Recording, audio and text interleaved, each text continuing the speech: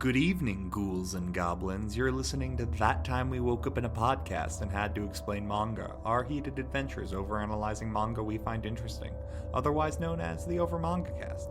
I'm Matt, and tonight we are wrapping up Spooktober with Junji Ito's Uzumaki. Truly just a masterclass of traditional Japanese horror and just a spiral into the depths of madness when reality itself comes crashing in on you. It's a good episode, and I hope you enjoy. Happy Halloween.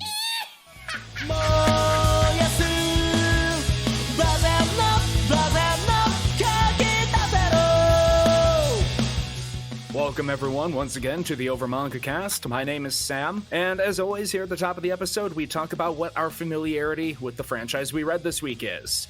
I think this is another one of those cases where we're diving into something so incredibly popular, you have to wonder how anyone could have not heard of it. Even though I've never read one of his manga before, of course I know who Junji Ito is. He's incredibly famous and for good reason. So this was actually my first experience reading a Junji Ito, even though I've, heard he's great, you should read him. And yeah, I should have earlier. Anyway, Jacob. Pretty much the same. Junji Ito is an international star in horror, and if you know anything about horror, you have probably at least heard of it. It's sort of like the fact that everybody knows that the very famous Ring movie is a remake of a Japanese movie by the same name. And honestly, I'd actually seen some of the whammy panels of Junji Ito as an example of this is how you make art scary. So it was actually sort of funny seeing the context of there were a couple of images I had actually seen before that were in this series in particular. So it was interesting seeing the context for them. All right. How about you, Jay?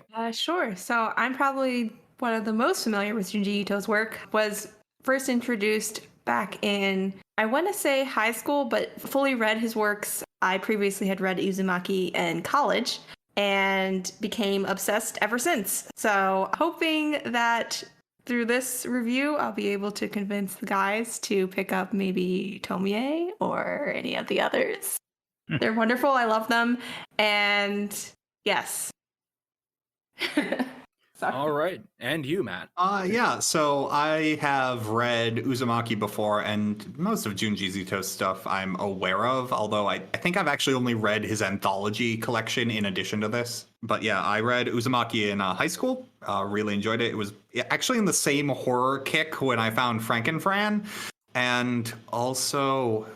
Oh, I'm blanking, but it's that one manga with the little black cat demon that I really enjoyed. So, yeah, getting started, we are introduced to our main character, perspective character, Kirie Goshima. She lives in the town of, I can't remember its name, it's a pretty long name. Kurozucho, which Wikipedia is informing me translates to Black Vortex Town. We never saw this coming. Yeah. Who could have expected Gee, I this? wonder why. So she lives there with her boyfriend, Shuichi. Shuichi goes to a different high school out of town. He commutes in and out, and he's been particularly grouchy lately because leaving the town has given him a new terrible perspective on Kazurucho. He believes it is a horrible place and wants to leave very badly. I almost wish I didn't know the name of the town, because one of my few complaints about this is this has that classic horror movie trope of why don't you just leave? I know. And I had to, come to grips with, hey, admittedly, if they just left, one chapter, 5-page story. So, obviously they can't leave. Also, in all fairness, I think the reason why her boyfriend doesn't leave is very obvious. Well, that question comes up with the main character, why she doesn't leave. No, exactly. That's what I'm saying. Because, here's the thing. It makes sense why Shuichi stays there, and there's a point when it makes sense for Kirie to stick around because she's looking for her lost family members. But to me, because I had a bit of a suspension of disbelief issue with Uzumaki. I liked it, it's really good, but it tended not to scare me that much almost entirely because I'm sitting here noticing that they could literally just leave. And even if it was something as simple as Kirie going to her parents and her parents saying no, So, like, at least, like, ticking that box would have helped, and that never happens. I think there's a strong case to be made that they could have never left, is the thing. Like, yes, but I mean, I understand what Jacob's saying is, like, before that was made, evidently, very apparent. It's kind of like, hey, you've just experienced something very traumatic, and this is my frustration built just because, it just seems like she suffered constant amnesia of, like, oh, Shuichi's just being crazy, he's a little off. And then this weird stuff would happen to her, traumatic stuff. And then she would just barely make it through. People would die. And then next episode, same situation. And she's just like, what do you mean, Shuichi, that I should leave? I don't want to leave. It's just like, you almost died. I think that is probably the big thing is the main girl during the first half at the very least who it questions Kirie, something right? that should not be a question any longer. Well, it keeps happening to you. Her main thing is she's kind of suffering from horror anthology protagonist syndrome where she has to keep being the main character of a horror anthology. Oh my gosh. So, okay, Matt, Jay, Jay in particular, I know you love Uzumaki and Junji Ito. So, like, the fact that you are, like, taking everything that I was going to say negative about this is sort of liberating. I was concerned you might be mad at me for not liking it as much. No, I do like it, but I like it, not just in spite of that, yeah. In spite of that, but yes, I was, like, literally yelling at the source material, like, why? So you got out almost everything negative I was gonna say because, like, on the whole, I really liked it. It's just there's this big suspension of disbelief problem that you have amnesia. Jay, I need to remind you, books can't hear you no matter how loud you yell.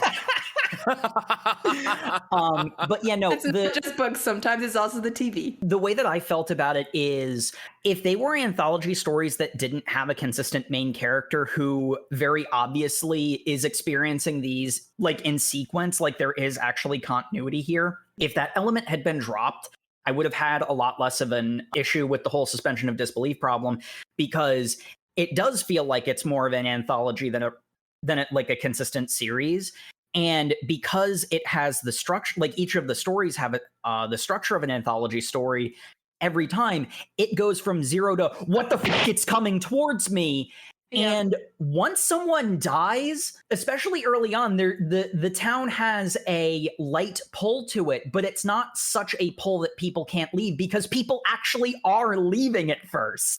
Exactly. And there is some continuity because you can't argue that it is completely wholly an anthology, because they reference the early episodes later on in the book and they're like, remember when that happened? Well, even more so than that, her hair gets cut and she has short hair for the rest of the series. Yeah, so we're kind of diving into this, and I want to correct what I seem to be claiming I said earlier. I just said she's suffering from horror anthology protagonist syndrome. Yeah, I understand what you're saying, but I'm just saying, like, you can't, like, I'm trying to dispel any arguments of, like, oh, well, it's purely an anthology, it's not supposed to be, there's no continuity. That's not what he's saying. I'm not. I'm saying that because she is the protagonist of a horror movie anthology, she does need to have some form of soft reset after each horrible thing that happens to her, so you can start the next chapter with fresh-faced girl witnesses horror. Shuichi is the first one that we see who is like, I don't like this place, I want to go. And he's the first one the crazy supernatural BS happens to. Mm-hmm. Some would argue the most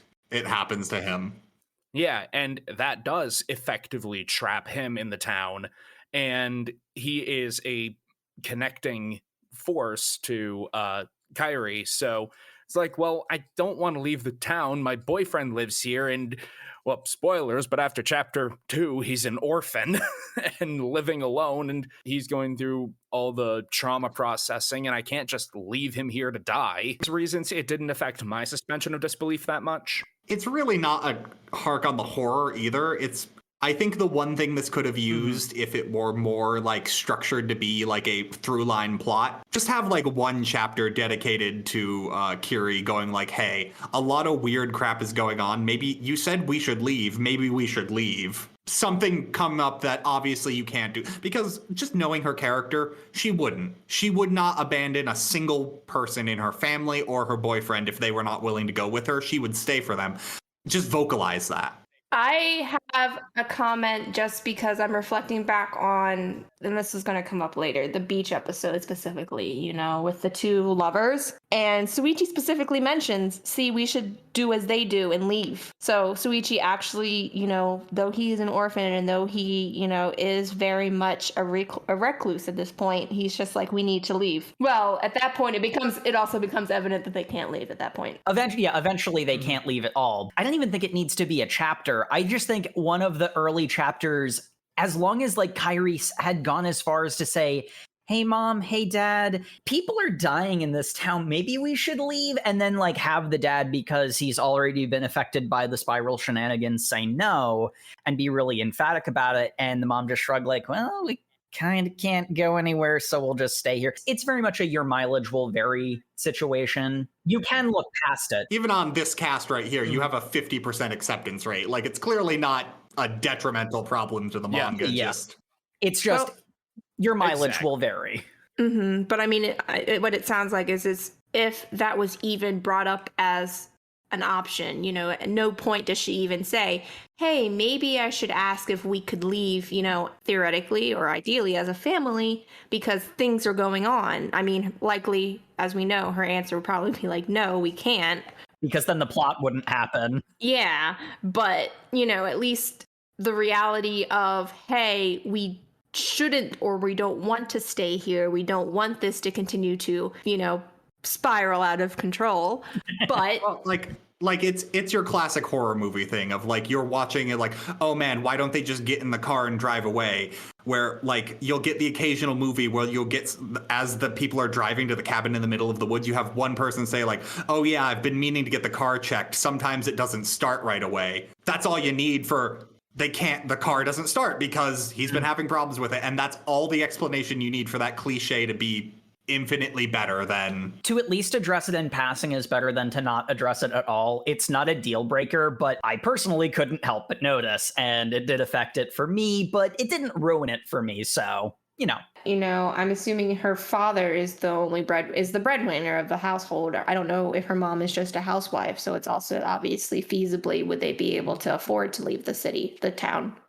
I don't think they can, but we've talked about basically the entire plot without actually mentioning anything at this point, so maybe we should dive on it. We've spent 15 minutes on caveat. Let's get going. Kirie is how are we pronouncing her name? Kirie? I think it's Kirie. Because she's a pure princess of heart and is the key to the Destiny Islands, right? Basically, I mean, pretty much everyone in this universe sees her as the most beautiful thing ever in the universe. So, yes. I was making a real dumb Kingdom Hearts reference. You were making a Kingdom Hearts reference, but actually, Jay, you aren't entirely wrong either. I mean, it's in the entire progression of the plot that she is like the center of everything that is beautiful and like innocent. Well, I mean, fair. She has... Okay, this is later on the plot. We'll talk about that later. So anyway, Shuichi's dad is really into spirals. Like, really, really, really into spirals. Like, when you have guys who go through the midlife crisis and they don't, like, get a car or anything, they get really into model trains. He's like that, but with spirals. Mm-hmm. And it's not a government conspiracy. Or is it? What are the spirals telling us? Mr. Saito, his obsession is continuing to grow. He's collecting anything and everything spiral shaped. He commissions Kirie's dad, who is a potter, to create some spiral pottery. It's gotten to the point where he's not even working anymore. He just finds spiral things, takes them back to his room, and sits there looking at them. This big, creepy grin on his face. I say, my boy, have you ever realized how beautiful a spiral is? It draws the eye in towards the center. And it's to the point, like, he's embarrassed to have Kirie come into the home. Which, I mean, fair. At one point, Shuichi's mom, quite understandably, is sick of this, and so throws out the entire spiral collection to try to compel him to go out and start working again, because, seriously, we need money. And he pitches a fit. There's some moderate domestic violence. And he's like, you know what? I don't even need the spiral collection anymore. I can create my own spirals. And he starts rolling his eyes, each eye in a different direction. And just, he's doing that and cackling. It's really, really unsettling. Is it at this point that he demonstrates how he can create spirals to Kirie, where he rolls his tongue? It's right after they get rid of his spiral stuff because the wife like throws out all his collection. He then shows off to Kirie that he's been practicing on his own. And that's when you're like, huh, man, this Junji Ito guy, he does like some really nuanced like psychological horror. And he does, but also his main bread and butter is flipping the page to, oh my God, what is that? Mm-hmm. There were a few instances in this where I could not look at the panel. Like, I saw what was coming, and I had to actually hold my hand up in front of my eyes and click over to the next page. I'm like, nope. The biggest one of that comes up in chapter 2, because Kirie goes to deliver the spiral pottery that her father made to Mr. Saito, and he's like, oh, I don't need that anymore. I have advanced to the next stage of the spiral, and his tongue has grown like 5 times, and he can loop it around. It's wider and thicker than it should be. It's very disturbing, and like it's one of those things where like this is terrifying, and I also kind of want to look away, but there's just an appreciation of like how good it is. The level of detail, like every pen stroke or whatever he uses to, I think he uses pen for the inking. I also got to say, there were a couple of chapters that started off in color, and like nothing like spooky happened in those. It was just mundane scenes, but just like the thing that you hear about Junji Ito is that the art is unbelievable, and yeah, it is.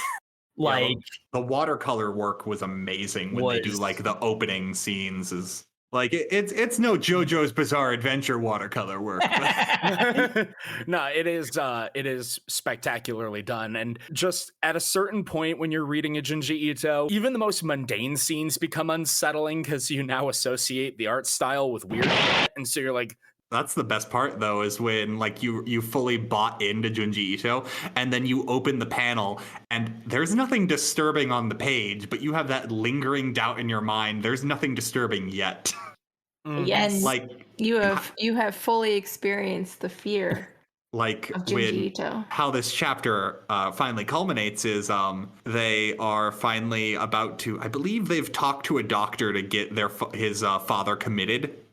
Yes. Is what has happened, and they are coming to retrieve him, and he has made a purchase while they are out, a wash tub, and they find the wash tub on the floor, but they cannot find him. Who else? Immediately, your stomach just drops.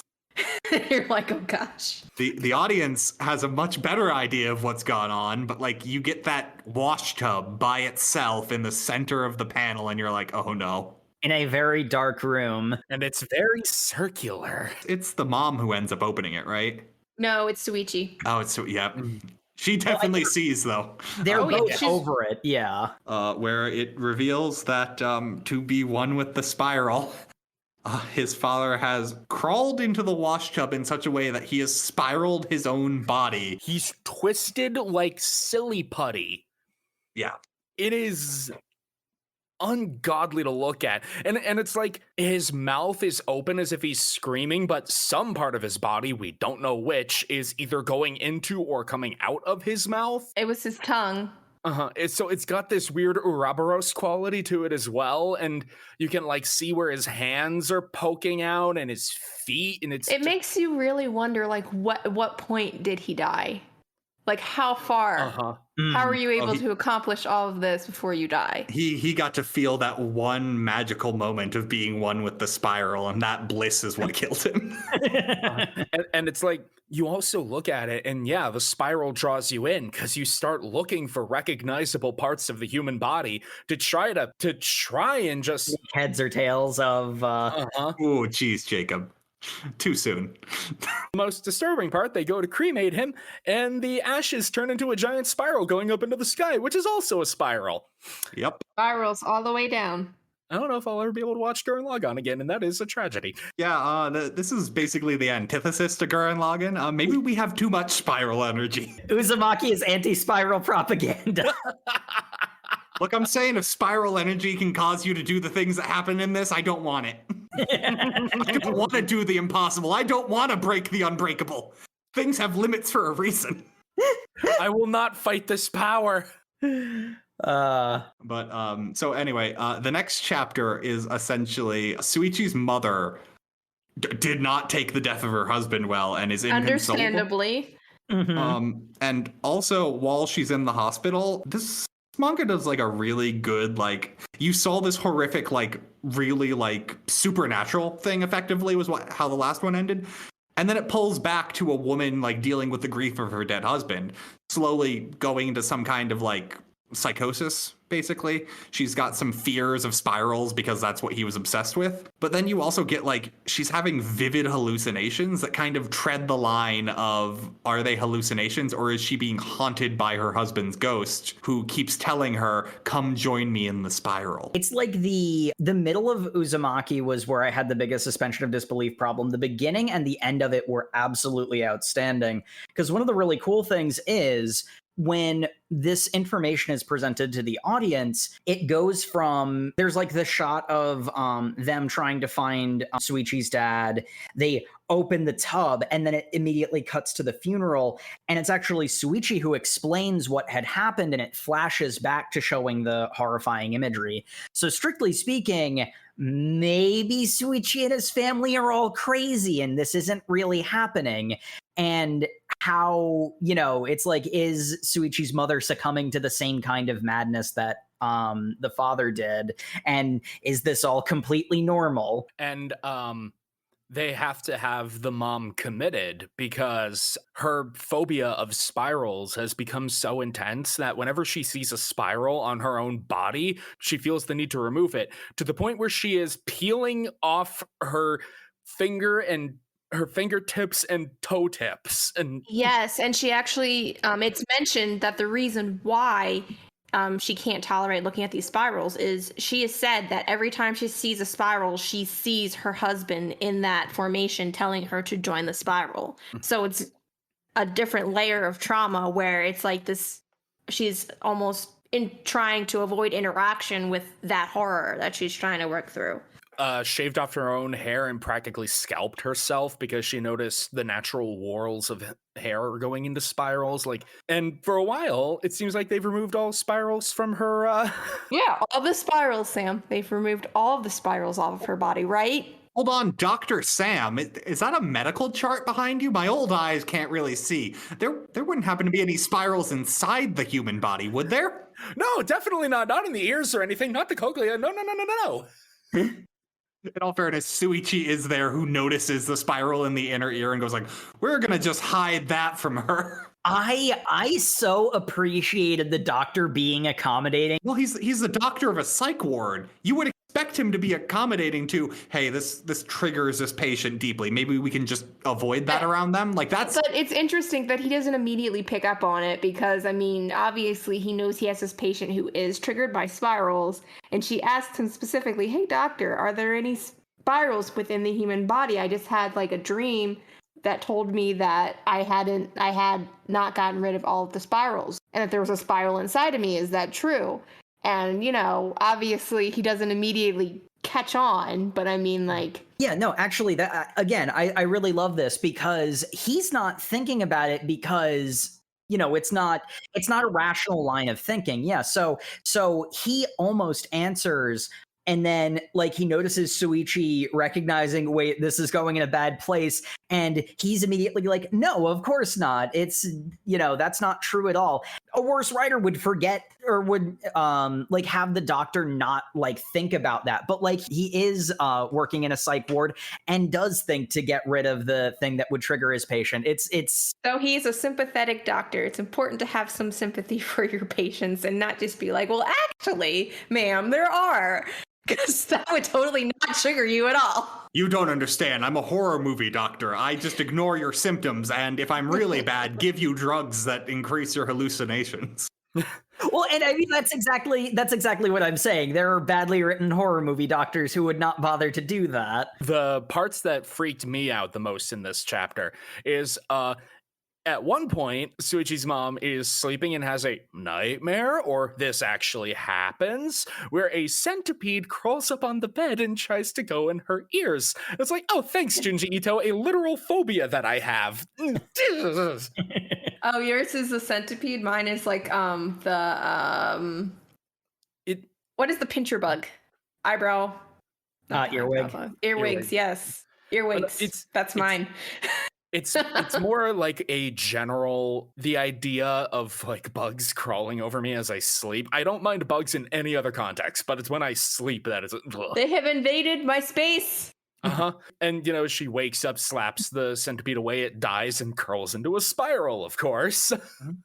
As centipedes do, in all fairness. Yeah, and it has her husband's face going, there's spirals in your ears. And that's when they very wisely take the medical chart down, but her hallucinations about spirals in the ears continue. Which begs to ask, is this something that she is subconsciously aware of? Because if we're going over whether she's actually being haunted by her husband, or if this is something, a genuine hallucination, like maybe she remembers, I don't know, middle or high school health class and body systems or something. I don't know. Or even she looked at the chart in passing but didn't pay attention to it. Yeah, like she thought she saw a spiral on the chart and just wanted to verify that because she didn't look at it closely because she wasn't thinking. Like this whole chapter actually really plays the line of, is this supernatural or not? Because at this point, if you go by what Jacob mentioned earlier about how the only knowledge we have of how the father died was from Shuichi, the only supernatural thing that has happened is the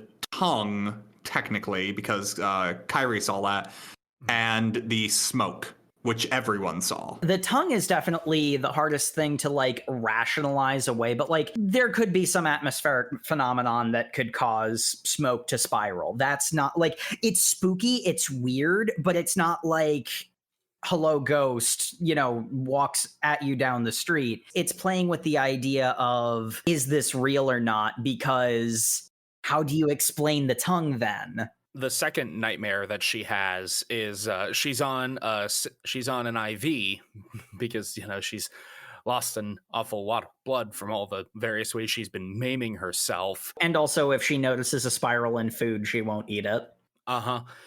And so she's on an IV drip, and it's like, okay, this is the last night you need to be on the IV. Just hold still, sleep well, goodbye. Immediately, the solution in the jar starts spinning into a whirlpool, telling her there are spirals in her ears. And so she grabs a pair of scissors, and that is when I stopped looking at the panels. Because, oh boy, I don't know if he showed the action shot, but I did not want to find out. It was not graphic. No, it's actually pretty mundane for...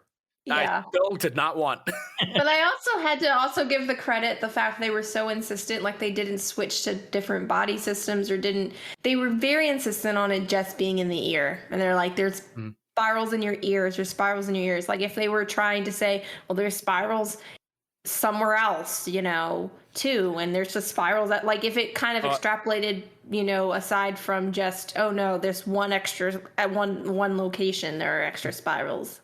Oh, I have little doubt that if she had survived, her hallucinations would have continued to, there's spirals in your gut for the intestines. There aren't true spirals. They're just kind of Yeah, I know. They're, folded over, but this is getting pedantic. The point is, she destroyed her inner ears, so she suffers constant vertigo, and so she always feels like she's spinning. Yep. Yeah, in the spiral. She is part of the spiral now. So she just lays there, deaf, and feeling like she's constantly spinning, screaming in terror of, I don't want to join the spiral, until she finally expires. And, whoo, that panel got me. And then it's cremated. And her smoke goes up like a spiral. It goes right into Dragonfly's Lake. Yeah, and I really appreciate this chapter because it's not a lot of Junji Ito, what you typically associate with him is the big whammy panels, basically. This one, they don't even show the scissors going into your ear because the second that chart comes up within I think it's the third page of this chapter, where you already know where this is going. Yeah, it is very fair to the audience. It tells you right up front she is going to stab herself in the ear because there is a spiral in there. It is established this is what she does when she sees spirals, and that is in her ear. this is what's going to happen. And the entire manga is, please don't let this happen. Please don't let this happen. Please don't let this happen. Until finally, oh no, she's going to do, like, it builds that dread and then doesn't even give you the catharsis of the gory violence. No, it's like, yep, that happened. You were right. Good job. Also, she is in constant terror as she dies in vertigo. It's not one of the most graphically horrific deaths in the manga, but it is definitely one of the most viscerally disturbing on like a psychological level. No more time to dwell on that. Shuichi is now a shut-in orphan processing his various traumas. He spends the rest of the manga as like ghostly gaunt. As a Bloodborne NPC, yes. Yeah. which is great because he's also the only one who does anything. Yeah, sitting locked inside his house, muttering crazed ramblings about a supernatural phenomenon. I also really appreciate how Shuichi is basically drawn as a self-insert for Junji Ito. Yes. Because if you haven't read any of his other works, that's fine. But even at the end of the collection, there was a chapter of him talking to his editor, and those were so funny. And like the person talking to his editor is Shuichi. Like it's just him, but older. Yes, it's him, but older and in the real world, so it doesn't, go from 0 to it's coming toward me. Yeah.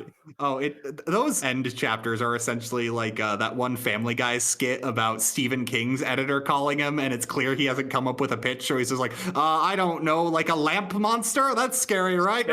Scary lamp, Have you been working on your manga? I've been eating ice cream. Spirals are scary, right? I'll make those spirals scary. Seriously, just replace the talk of spirals with talk of blood, and he's a Bloodborne NPC. I really appreciated that. But it's time that we move on to our next horrific event, which is Kirie's friend Azami, who is this... one of her many, many, many friends. She has a lot of those. She is pretty popular, in all fairness. Yeah. That does get established. Yeah, I know. She's fairly popular. She's popular. She's pretty. I don't know if they go on if she's intelligent, maybe. She gets made fun of for hanging out with Shuichi because he's so dour. Like, she gets called out, like, why are you with that guy? Like, I get that it is logical. I just can't help but find it amusing the sheer number of her friends who end up being the victim of any given story. I mean, given the status of the manga, maybe it's because they're her friends that they're the victim of the story. Because she's so beautiful. I don't think that's the reason, but okay. Because Shuichi, who we have established as Junji Ito's insert, has to be dating the most beautiful thing on earth. I mean, fair. Like, it's the classic mangaka thing of, like, why do you draw cute girls? I like cute girls. Like, okay. Why is 2B in a skirt and high heels? Because I like hot girls. Maybe when you make a manga, you can draw the characters how you want, but I'm going to do it my way. And I'm like, okay, I can respect that. Look, all I'm saying is that Yoko Taro has ascended humanity, and I strive to emulate him every day. But anyway, this is these next few are where like this really hits like its anthology stride. This one is her friend Azami. She's a real heartbreaker. She has always been able to get any guy she wants. Is this her friend who commutes to school from out of town? Yes. Okay. She's also alluded to have come from money. And so the other girls are gossiping. It's like, Kirie, you shouldn't hang out with Azami. I hear she's some sort of freaky sex beam. What do you mean freaky sex beam? Yeah, that's why she can get any guy she wants. The scar underneath her bangs gives her magic powers. Azami later on notices Kirie like giving her the side eye, and it's like, oh, they were talking about the scar, huh? Well, let me show you. And it's perfectly normal. Yeah, it's just a little crescent moon scar on her forehead. She got it while she was trying to impress a boy on the playground when they were little, and she fell and whacked her head. And weird, she ended up dating that guy for a while anyway. Speaking of dating guys, Kirie, I heard you had a boyfriend. Do you mind if I come check him out? This is really like crossing a lot of boundaries. Also, he doesn't really like company. I'm going to join you anyway. Okay. Anyway, yeah, Shuichi, this is Azami. Azami, this is Shuichi. It is really weird that you started this conversation basically saying you wanted to hook up with my boyfriend, but okay. Azami immediately falls for him and tries to use her freaky sex beam powers, but Shuichi's like, spiral thought, begone! Yeah, I think the thing that causes her to be obsessed with him is the fact that he turns her down. Because it's that complex of like pretty girls. Yeah. I mean, in this universe, pretty girls who are not used to being told no. It's not so much that she finds him ridiculously attractive. It's like, you turned me down. No one's ever turned me down. What's wrong with you? That's impossible. That doesn't Yeah. happen. I'm clearly not trying hard enough. Have you looked at my scar? The scar is a spiral. No, it isn't. Wait, No, what? Yes, it is. It's growing. I mean, the characters don't notice that, but we notice that. Yeah, we noticed that. And Azami uses another one of her suitors to lure out Shuichi. Oh wait, but before that happens, Azami the more we're talking, I don't think Azami was Kirie's friend. They don't seem to like each other. I think Kirie are just being nice. I think Kirie, like, it might be a situation that Asami gravitated towards the next prettiest girl in the school. Maybe. And because Kyrie's the most popular and prettiest and obviously knows everyone, it's kind of like, I want to be the next quote-unquote queen bee of this school. And everyone knows there's only two ways of becoming queen bee at the school. You either join them or you JoJo fight them. And so we decided to go with the second option here. Yeah. No. This is category one. Yeah, this is category one. We'll see category two a little bit later. Right. Yep. I'm mixing up different events. So completely understanding that in this story, Kirie she's beautiful, she's super popular, she's everything. Everyone gravitates towards Kirie. So apparently she's the center of a spiral. Yeah, I know, right? Azami's crescent scar has become a spiral and it's drilling into her head. It might be this is one of the most like popular like cutaways to or references to Uzumaki. The whole head cutaway. You, dear listener, have seen this before. If you've spent even a modicum of time on anime and manga portions of the internet. This was the main one where it's like, oh yeah, I've seen that one referenced as a Junji Ito example art piece of the eyeball is like sucked into the spiral. You usually don't see the eyeball going into the spiral, but the whammy page immediately before that, where you see the gaping hole in the face, is a common image. Yeah, and basically what her plan was she used someone who liked her to pretend to ask out Kirie, and had them meet, and she had to bring Shuichi with her as like backup because she doesn't want to meet this guy alone. And it's then revealed, haha, no, this was a plan so that I could date your boyfriend. And then as her bangs blow, you get whammy panel. Her head is slowly being eaten by the spiral. Her eye falls back into her head. And Shuichi's just like, why? Why would you bring me here? No, I'm done. Because she becomes a black hole. As the spiral is quickly just eating her entire head, her suitor is dragged into the spiral with her. So if you're keeping count at home, Kirie has now watched 2 people die in front of her. Hey, Mom. Hey, Dad. Can we leave this town, maybe? In all fairness, at this point, isolated incident. If I saw that, I would not continue living in that town if the option was available to not live in that town. You could live anywhere and people could become spirals. Leaving town doesn't help you. Because we also have to take away the fact that the only reason why Shuichi reacted the way he is, and the reason that started this whole thing, was because Shuichi was able to go to school outside of the town. So theoretically, Shuichi might not have realized how unusual his town was until he left. You make a point. There is a big part of the first chapter, which is essentially him going like, hey, have you ever noticed that the water is always forming whirlpools around here? Or how these tufts of grass are spiral. This town has way too many spirals. Or how there's always dust devils happening. In other words, it's almost as if part of the terror is, I now am aware of the terror. It's I have normalized this behavior, and it's being revealed to me, but I'm not able to react quick enough. Opening your eyes is always the scariest part. Yeah, so essentially that's part of the terror from Shuichi's point of view. It's just kind of like, this is not normal. This is not okay. Whereas most of the townsfolk are just kind of like reacting like, oh, that's so unfortunate. Kirie probably really does want to talk to her parents about what she just saw. Unfortunately, her dad's been really busy with his pottery lately as we transition into the next story. He's very, very keen on having nobody look in the kiln during the process. Do not look in the kiln. Yeah, he knows what he did. It does have a whole lot of awareness. It's got a lot of serial killer vibes. No, yeah, her dad is portrayed as really weird, and like the entire mystery of this chapter is essentially, okay, some weird going on in that kiln. Why is the pottery he's making have like spirals in it? Also, why is the pottery like not actually forming correctly? Oh yeah, it's not even like just that it's got spiral patterns in it. It's all warped. Got faces in it. It's all warped and twisted, and nobody wants to buy it. Well, let's go back to the fact that, first of all, he was a well-esteemed potter. So he'd had a reputation. People really enjoyed his pottery. Completely normal, really talented individual. Then he kind of goes off the deep end. So it's not like he's some eccentric weirdo out of the gate. He becomes an eccentric weirdo.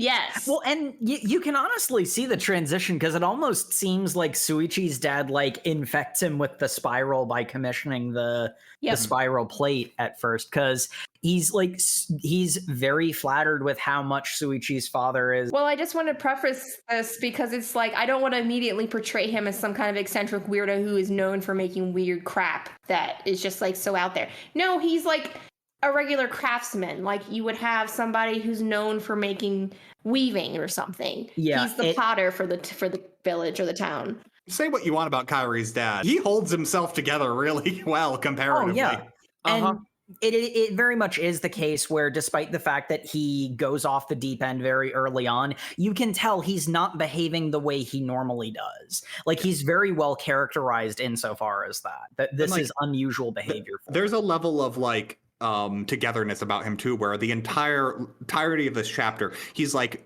don't come into the kiln room, don't watch me while I'm doing this, I'm going to be by myself, because there's a level of shame in what he's doing. He is aware that like being this obsessed with the spiral is not normal, and that's something to like hide away, whereas Shuichi's dad was everyone he could talk to was shoving it in his face.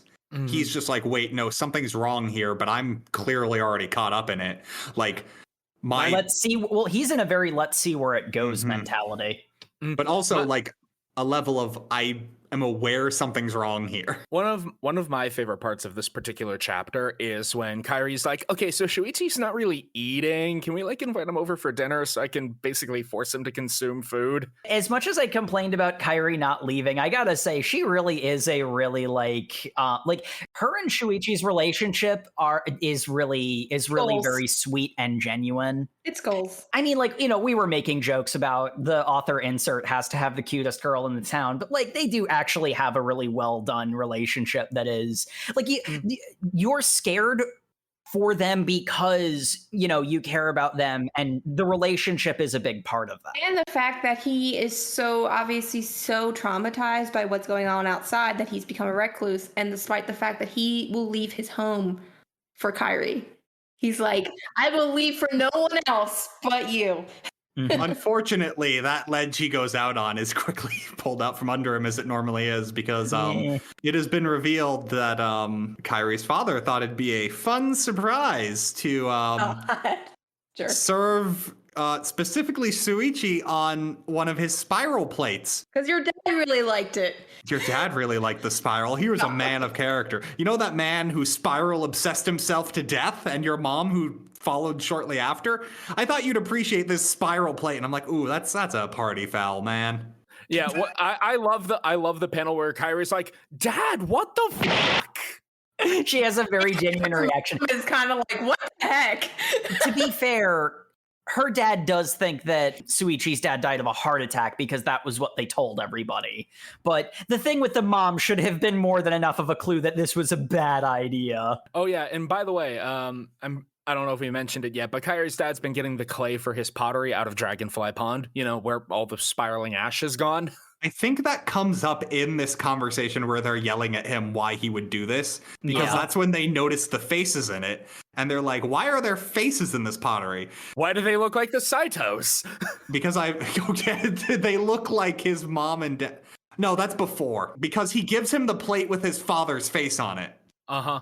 Yeah, because he's that messed up. It's then, so earlier he had revealed he's getting the plates from Dragonfly Pond, where all the people's ashes who are cremated fall in. So he's been making this clay with the dead bodies of people. Yes. You thought that was okay to eat off of? Sure. So anyway, he's been obsessively working for like 2 days, and Kirie gets worried about him, so she goes out into the potter's shed and finds her dad asleep, as one might expect from 48 hours of hard work. And she's like, well, he's asleep. I can look in the kiln now. And she creeps over and peeks inside the kiln and sees the faces of the dead people, specifically the Saitos, on the pottery, screaming in agony because they are in the fire. Mm-hmm. They are screaming about the heat. They're wailing Shuichi's name to come help them. And so she naturally freaks out and screams, which awakes her dad, who's like, I told you not to look in the kiln. Okay, Beelzebub, I'm leaving. Because she's been in that room and has seen it now, she can't go to sleep because she's constantly hearing their screams now. She was never hearing it before, but now she hears them loud and clear. Shuichi is also hearing it, so he runs over to the potter's shed. My favorite cliche of Uzumaki is whenever you need something smashed, Shunichi comes breaking down a door going like, I heard you were in trouble. I am here to break it. I am scrawny nerd, but the one thing I can do is break it. He's gone. Yeah, it's pretty great. Only Shuichi has the power to dispel the spirals by hitting it with a bat. He breaks enough of the kiln for it to collapse, and this releases the wailing, burning ghosts of the people who scream back into the pond. And so everyone is just like, well, that's a thing. I'm gonna go bottle up this trauma and go to... Yeah, there's a great image of Kyrie's father, who's just got the acceptance of like, oh, yep, nope, maybe this was a bad idea. Well, and the other kind of nice thing is, I don't remember if it was Kirie or Shuichi, but when Shuichi breaks the kiln, the entire shed lights on fire, and he does make a point of saving. I think it was Shuichi throws out of the fire. And then Kirie goes in and subsequently saves him. Her dad is still, you're scared that he's becoming bad, but like, that he's not a bad person. Like he understands that this is wrong and evil. He just can't help it. He gets a relatively good ending in this chapter when at this point the audience should really expect the ending was going to be he cooks himself in the kiln, like to become one with the spiral clay or whatever. But instead, everyone gets out of the building and it's destroyed, but no one was hurt. So happy ending, I guess? Sure. Yeah, not really. Anyway, this is where the anthology stride hits, because we have a chapter that, while it is creepy and a very compelling story, doesn't do a lot for the ongoing narrative. It's basically a Romeo and Juliet situation of two star-crossed lovers and their families beat each other up about it. Yeah, like the weird thing is like Kirie is only like vaguely associated with this story either. Like she's basically just watching it. Yeah. She just happens to know the Romeo, and so is hanging out with him from time to time and wonders why he's getting all bruised up. Yeah. The most important part of this is that it introduces the old decrepit longhouses. Mm-hmm. Which are weirdly placed around the town and are older than pretty much anything else. And also this has a pretty neat ending where the two realize that snakes spiral together when they're mating, and because they have seen that happen, they want to be together forever, so they spiral themselves into one long snake and go live in the ocean. Yeah, they become a weird entwined person sea dragon. It's something. Romantic. It is a very romantic chapter, but like, I mean, they're happy. yeah, it is itself. At least somebody is. I mean, I had some. My initial reaction was that this is so romantic, but then I started thinking about it logically, which I know I shouldn't do, and I'm just. Did they immediately drown? Because Probably. there are no gills or no adaptations. I think they legitimately just drowned in the water. Like it ends on a nice note of Shuichi and Kirie kind of assuming they went to go swim off, because I guess technically they're shaped like a snake and snakes can swim. So the assumption is they went to go off to swim somewhere, but like everything else in the story is horrifying. Well, okay, here's a thought though. Perhaps there is more than one way to get down into that tower beneath Dragonfly Lake. Yeah, probably. Like, because it's like looking back on it from knowing how the story ends. I didn't think about it until we were just talking about it now, but that's the immediate thought I had at this point. They just naturally knew to go somewhere. Like the story doesn't really care about it at this point, so yeah. We're gonna move on to Medusa. Kyrie's got another friend. Oh, what is this? Oh, this is option number 2. Yep. Yeah, this is the JoJo fight. The stand battle. Where Kyrie's just like, my hair is getting pretty long, and then Shuichi's like, your hair is getting pretty long. You should cut it. I think it might soon start to become a spiral. Insert patriarchy is telling us how to control our bodies. Look at Shuichi. Look at Shuichi and his like curly hair hate. Like seriously, you don't police what kind of hair people have. It's incredibly rude. But you've also definitely seen this panel because it's another famous one. Because the next day at school, Kyrie's hair is curling up into tight little spirals and like standing straight up. Uh-huh. Yeah, this one has a lot of similarities to the Scar. Yeah, the Scar one. To the point, I'm wondering if they are both from the same rough draft that was like, I've got an idea. I've got another idea. Maybe I could do the same idea. There was a this is the section where I had trouble suspending my disbelief for it, because like, am I really supposed to take this seriously? This one definitely has fun with the concept. Yeah. It's more fun than horrifying. Essentially, what the long and short of it is, her hair is coming to life to some degree, and it loves being the center of attention, and people's eyes are drawn to the center of spirals. Yeah, we almost forgot the inciting incident for this, which is another student at the school was pulling some dangerous stunt in order to get attention and slipped from the top of the building, fell and died. Yeah, that's right. And Kyrie's like, I can't understand why someone would do something like that just for attention. And her friend's like, no, I get it. Everyone around school's been doing crazy things for attention because they all want to be the center of attention, the center of the spiral. But we need someone so pure to be the perfect center of the spiral. And so Kirie keeps trying to like get her hair cut, but whenever she does, the hair turns into a violent monster and starts strangling her or attacking whoever the barber is. And so she's like, well, maybe if I can just hide away. No, it's attacking me for hiding away. Okay, I'm going where crowds are. Please don't strangle me to death.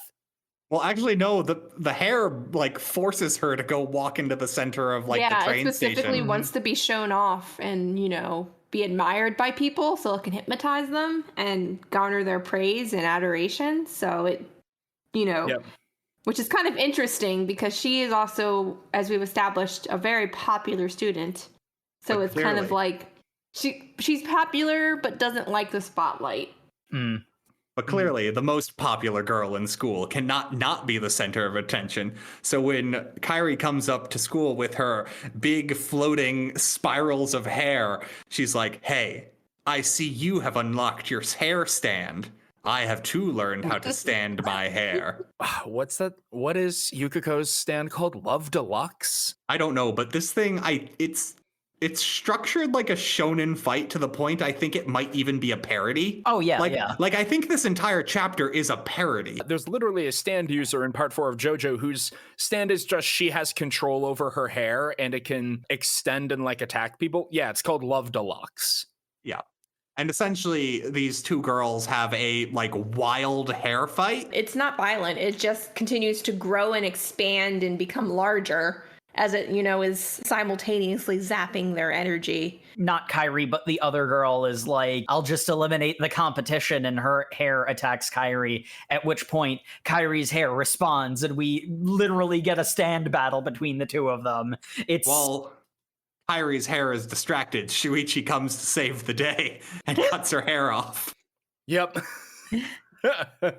Which is a very funny panel. Her friend is like, and now I am the one with the hypnotizing hair, and leads a parade of zombified people into the streets, except the hair sucks out all of her energy, and she's left as a desiccated corpse clinging to a light pole, where the hair continued to show itself off for several hours. Yeah, and that's actually really how this one ends, too, is like, the hair lasted for 4 hours. And you're like, man, that was a pretty weird chapter given what we've read. And like looking back on it from the end, like a lot of these early anthology chapters get referenced constantly in the end. You don't see any hair trees. I wonder why. It's like, did you not think this one was good? Well, that's not true. There's one that specifically got omitted from the collection that I'm like, I can see why you cut this one. So clearly he thought this was good enough to go in the collection. And fair. It does establish why she gets the haircut.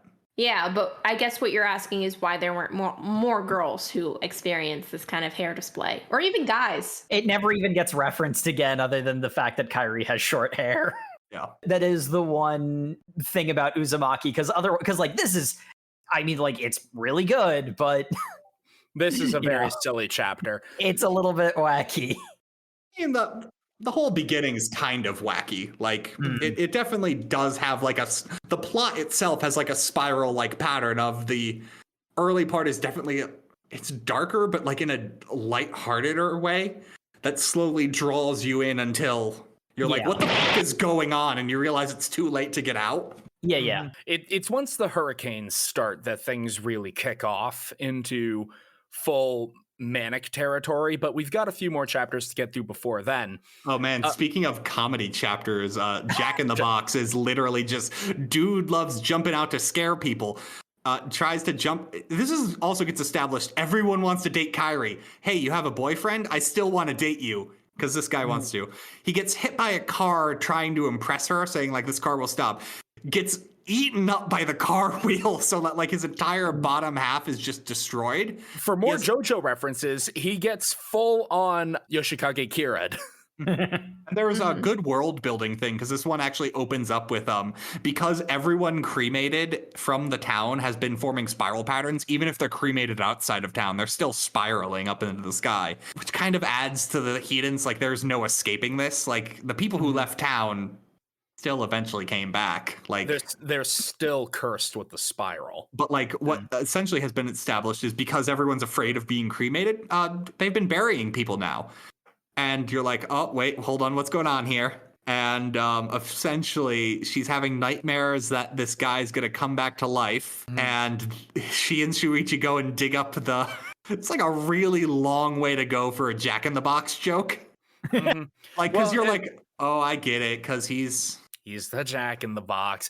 Well, they're going in like he's like they're out of Bram Stoker's Dracula, like they're gonna go drive a stake through his heart, cut off his head, and fill the mouth with garlic. There's a really funny moment where Kirie asks the very reasonable question of what are we doing here, and Shuichi pulls out, I'm gonna drive a stake into his heart, and she says, I'm pretty sure he's not a vampire. You don't know that. Which, in all fairness, considering what happens, because they open up the casket, he springs out because he's just popping up, and then he's just like, Kirie, be mine, and then he's hopping after them, and they're like, how is he hopping? And then his legs fall away because he's been decomposing for like a week. It reveals there's a spring there, and they're like, how did he grew a spring? And then he's hopping after them, slowly falling, and then he just falls apart, and you're like, was he ever alive? Or was he just... I don't know. He was gurgling like a zombie. My favorite part is they're like, the spring! It's not his spine twisted up. It's the suspension spring from the car that killed him. Yeah. They never removed it. And I'm like, the amount of reconstruction they had to do. They'd remove the Anyway. But that's taking away from the fact the whammy of this was a fucking, like, Chinese hopping vampire was. Yeah. Yeah, it was funny, but like at the same time, Junji Ito's ability to draw really unsettling images, it is a scary zombie if you pay attention to none of the other contacts. It's not even a bad, like, horror one-shot. It's just in this anthology, it feels the weakest. Which, I mean, Junji Ito's weakest is definitely some people's best. It's still extraordinary, yeah, and that's sort of why the whole, like, my suspension of disbelief problem is a relatively minor issue, because it's like any given image is horrifying onto itself. The context is usually pretty horrifying. Sometimes it's a little bit too wacky, but like, man, the zombie, like, image of it was one of the creepiest for me. Kind of ruins my segue, because I was going to say, as long as we're being negative, let's move into the slug, because this one's not my favorite, and I think it gets a little overplayed, but yeah, the snail is. Oh yeah, it's very important. He's a snail, isn't it, rather than a slug? I didn't dislike it. It was definitely not the scariest, but it was the most. What the? It's not scary. It's creepy. It's it's very deeply unsettling, which is kind of the point. Yeah. I was going to save this for when it happens later, but I'll just mention this in passing here. There was one point where Kirie says to someone who sees snail people later, she just says, "Oh yeah, that happens in this town sometimes," and it was supposed to be a scary moment, and I just burst out laughing. But like, to be fair, it was at that point where it starts getting into the more Lovecraftian elements of it, which was, basically straight shot to the end at that point was outstanding. So yeah, and I guess the real horror of this one is that this is just happening. Yeah. Because we really just follow the personal journey of this one guy who's known for being really slow. Like, he's always late to class, and he's been getting slower and slower. And finally, he's only showing up when it rains, which conveniently it rains like every other day. Yeah, we enter the rainy season. No, you're right. I forgot. It had been a drought, and the rain had finally returned, so it was raining most days. Yeah, and he's only showing up, and they keep going like, man, this guy's creepy. Also, he like comes to school drenched. Oh man, also he's growing a shell on his back. Wait, hold on, he's a snail now? Wait, what? Let's call his parents.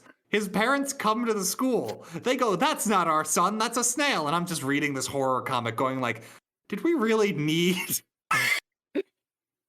Yeah, there's an entire bit where after he fully becomes snail, he turns into the school's pet zoo exhibit, science project. They actually put him into an exhibit.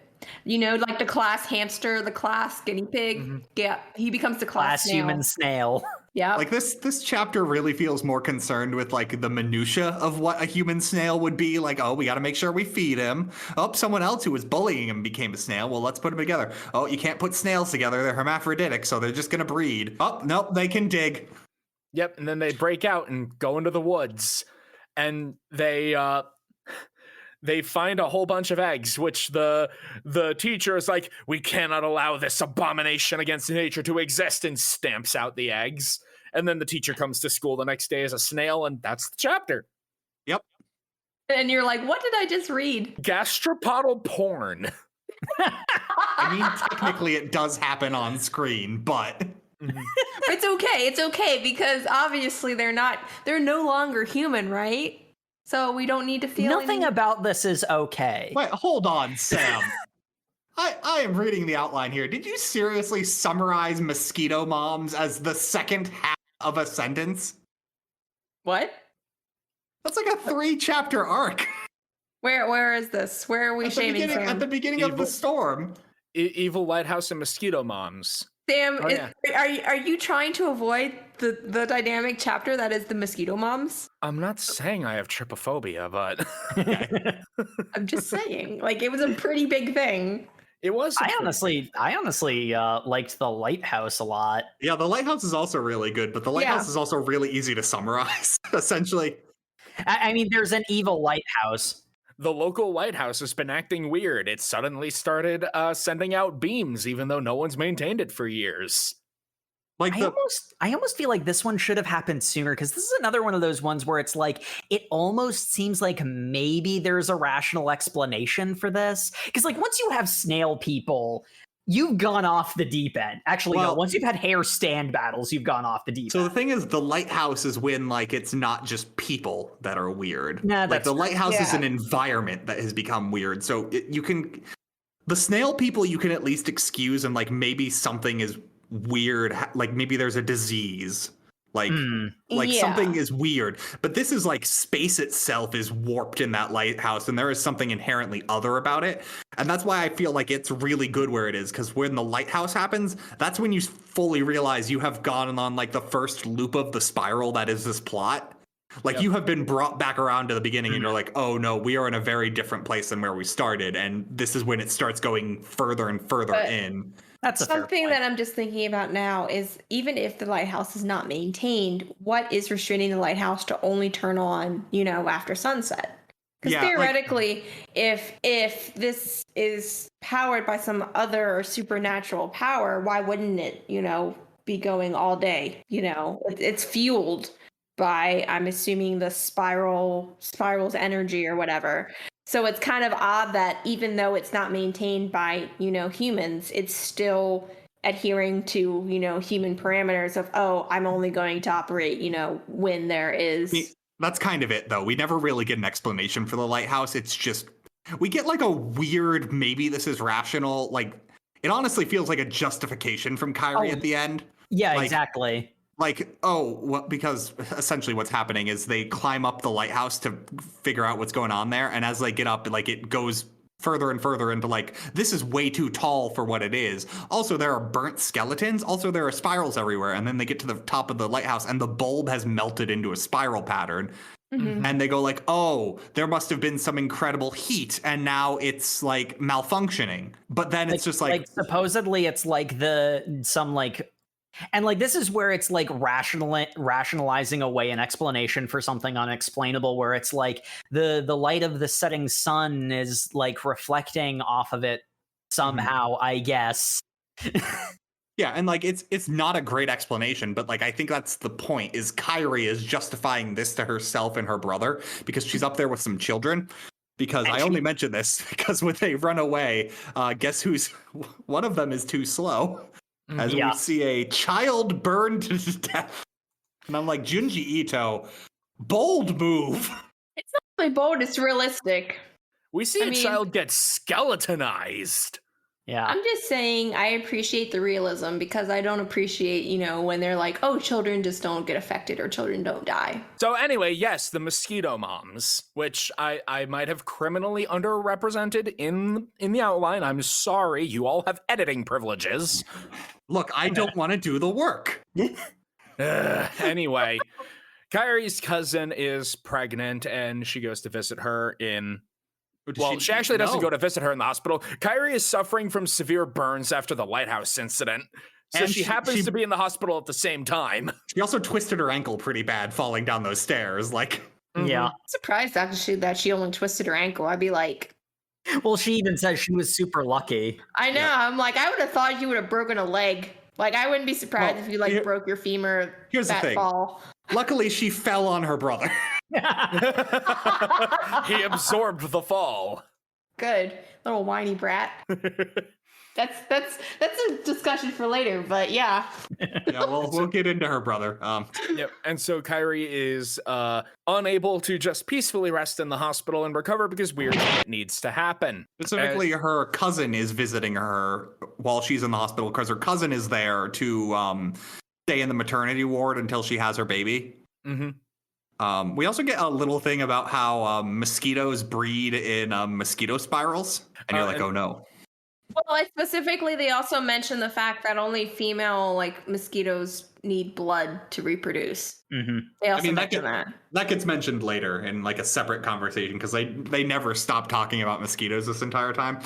But yeah, this is very much more about like the dread of the thing that you know is going to happen is going, like, when is it actually going to happen? Because that's the thing is this like section is actually like a mini arc. It's like 3 chapters long. Yeah. Where the buildup is that you know what? Does Kirie help her cousin into the hospital? Because she's the one who brings like the weird thing she had.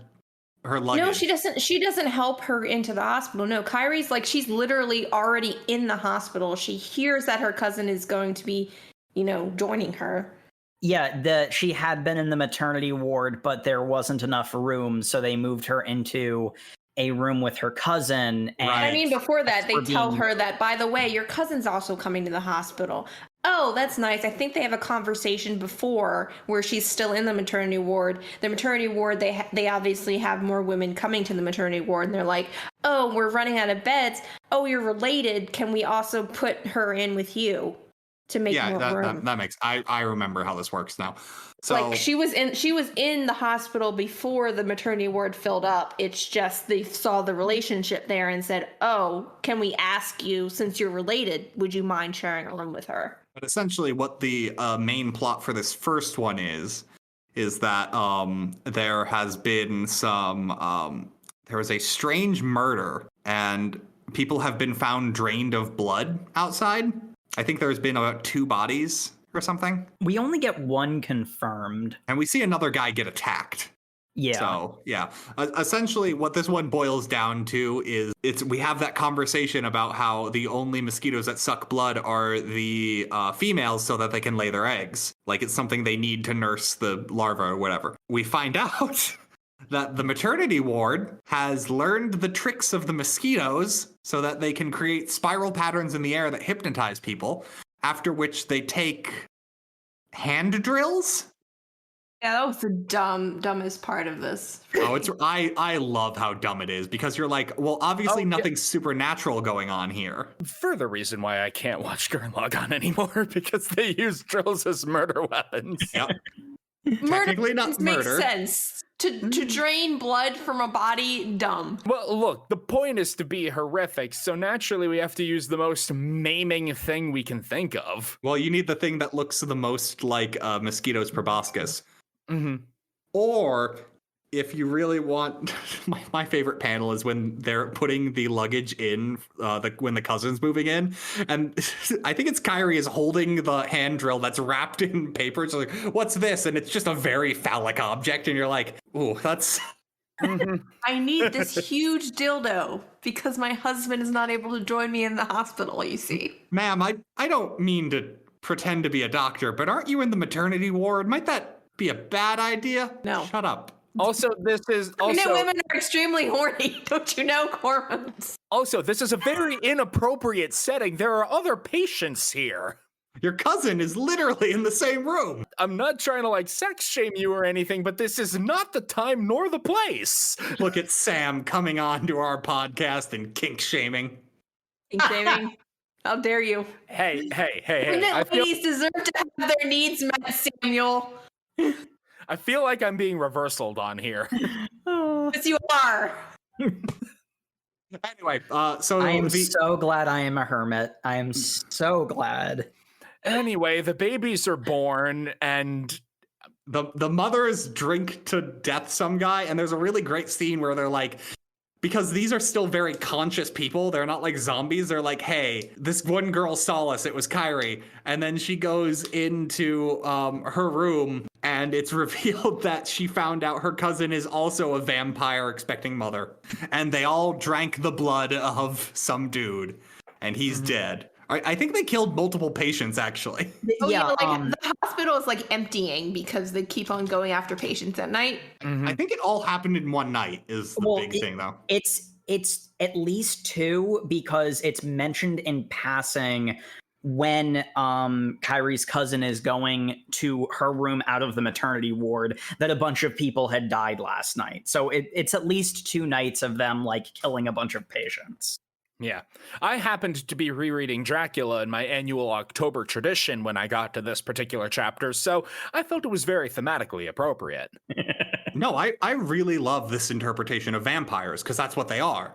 is they are like blood craved, like they're like female mosquitoes, like that interpretation, but they are essentially vampires. They have some kind of hypnotism, and like it's a really cool interpretation. Oh yeah, and it's very horrific. And then they give birth to monsters, weird little babies that have flesh mushrooms sprout from their stomachs. Yeah, Kirie spends no time every time one of these babies is mentioned going like, those babies were nursed on human blood in the womb. She says that at least like 3 times. Well, there is also the anticipation of what the hell is going to get born, and then you see that it is a mostly normal-looking baby. There's like a level of detailing that Junji Ito usually puts into the horror stings for all of the babies. So it's like there's nothing you can't point out that thing is wrong about them. But I mean, considering all that we have, why would they be different? Their mothers are consuming human blood. It's not animal blood. It's not supernatural creature blood. It's literally of the same species. Right, because nobody turned into a snail or anything. Yeah. Like, I mean, I'm not saying it's not gross and not. I'm just saying, like, what were you expecting? I mean, if you didn't think it was gross yet, the flesh mushrooms. What flesh mushrooms? These are just normal mushrooms that are so delicious. You must try the mushrooms. All of the hospital's food has been replaced with the mushrooms. This tastes an awful lot like meat. Oh yes, mushrooms often are used as a substitute. No, I mean it literally tastes like meat. So delicious, right? This isn't a substitute. This is just meat. This is flesh and muscle. The one doctor who's just like, I wish I could be paid in mushrooms. Uh-huh. And so it eventually, well, we have a series of horrific events as Kirie happens to wander past the new deliveries room and overhears the babies in perfect adult speech talking about how, man, the outside world's bold and I want to go back in the womb. That was great. And then that moment that I understood exactly how they must feel. Jesus. The real life isn't that great comparatively. Oh, well, that's the direction you were going. Okay. I'm just saying there's it's cold. There are bills, there's, various social elements. We don't kink shame on the OverMangaCast, even on birthing. Was not going there, but okay. I'm just saying. We're trying real hard not to, I suppose. Anyway, Kirie is then like, okay, this is weird. I'm gonna go see my cousin. Doctor, what are you doing here? Why are all these flesh mushrooms here? Why is my cousin's stomach suddenly bulging and she's got a lot of stitches? Oh God. Did you know that the placenta is shaped like spirals? It is from where all life is born and where all life must return. When I cut those babies' placentas, they did not stop growing. They formed these mushrooms. Also, it is every child's goal to be returned to the womb, and I have completed the operation. Oh okay. My God. Okay, Freud, slow your fucking roll. And then we get an amazing panel of this woman who has had her baby sewn back into her, running after Kirie for some reason. Kirie was the closest, I think. Oh, she needs blood. That's why. She needs blood, and Kyrie's the closest person. Yep, and the doctor was going to feed it to her cousin, but like there's a last minute thing where she instead shoots her needle tongue out to kill the doctor instead. Well, Kirie struggles and gets away, and the doctor gets hit instead of her. She's trying to leave this hospital because that's, the rational thing to do at this point, because, wow, this place is not great. And, get the F out of there, yeah. And the door opens, and a bunch of the patients notice all the flesh mushrooms. She thinks she's getting help. She's not, because the patients descend on the flesh mushrooms. Mm-hmm. At which point, her cousin is like looming over the people eating the placenta flesh mushroom things, and Kirie just leaves. Which, yeah, fair. The smartest thing anyone's done this whole manga. And in all fairness, I think a lot of your guys' concerns would be absolved is if this chapter had a good ending. If the next chapter began with just, hey, Mom, Dad, I think we should move. And they're like, oh, you're right. Maybe things have been getting weird. And then have like and then they couldn't. Yeah, no, that would. And then have the news broadcast come on that just says, by the way, a hurricane is coming through. And they're like, well, we can't leave during a hurricane. Yeah. Oh yeah. And it's like basically what I'm saying is even earlier, like the first times like Kirie sees someone die, her mentioning like in passing, like maybe we should move away, and her parents just dismissing it out of hand, and she drops it. And then this happens, and it's like, can we please leave, because this is definitely not okay. I have seen multiple people die, and then the hurricane hits and they can't. You know, like. It's the little things that would have alleviated that problem, but whatever. It's hurricane season. Shuichi is rightly freaking the hell out about it because, hey, what shape do hurricanes take? Oh no. Oh, that's bad. And I know what you're thinking, dear audience. If for some reason you didn't do the reading, you're like, oh man, is this could be some kind of horrible natural disaster movie? No, it's going to be a stalker.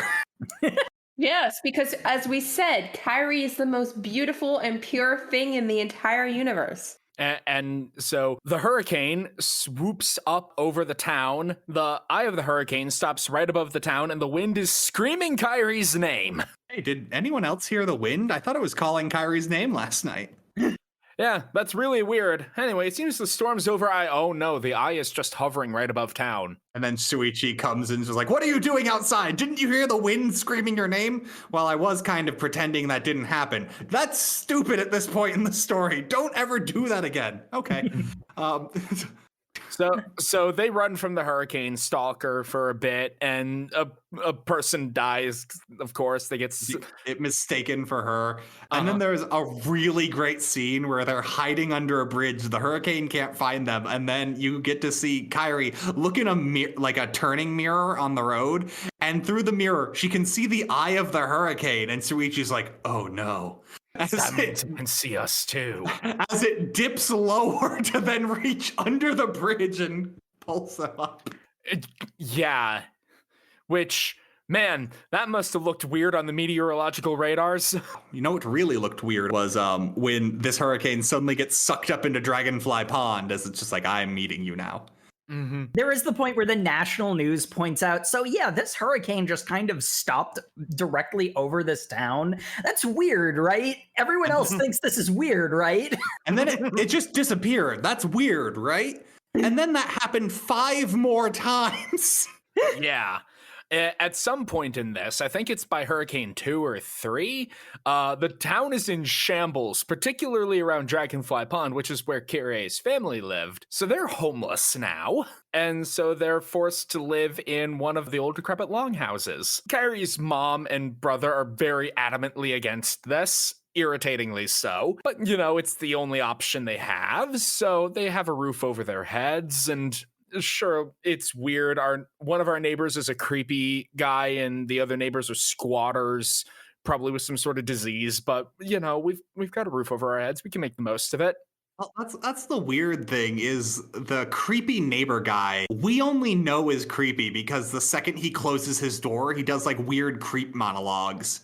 Like in his conversation with Kirie, he's real charming. Is his whole thing like. Mm-hmm. And then he looks through a peephole from his room into the Goshima family's room. And it's like, oh, Kirie, you're so beautiful. I should make another hole closer to where you sleep so I can watch you sleep. And then we leave him alone for the rest of the manga. And you're like, where'd that guy go? Oh, he turned into a weird spiky spiral monster? Great. Because I thought like he was just another resident who happened to be obsessed with Kirie. And he got stuck on the wall. Yeah. While he was spying. Like, this is another one where I'm like, the payoff doesn't really work that well. This one at least gets referenced later, but kind of in like a making fun of it way. Yeah. The people in this longhouse develop very painful warts that grow into spiky spirals, first starting out of their feet and hands, and then growing to cover their entire body until they die from it.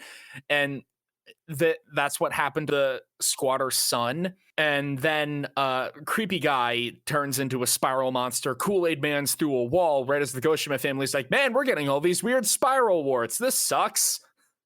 Maybe we should go somewhere else. This house is infected. We will leave it now. And then they do.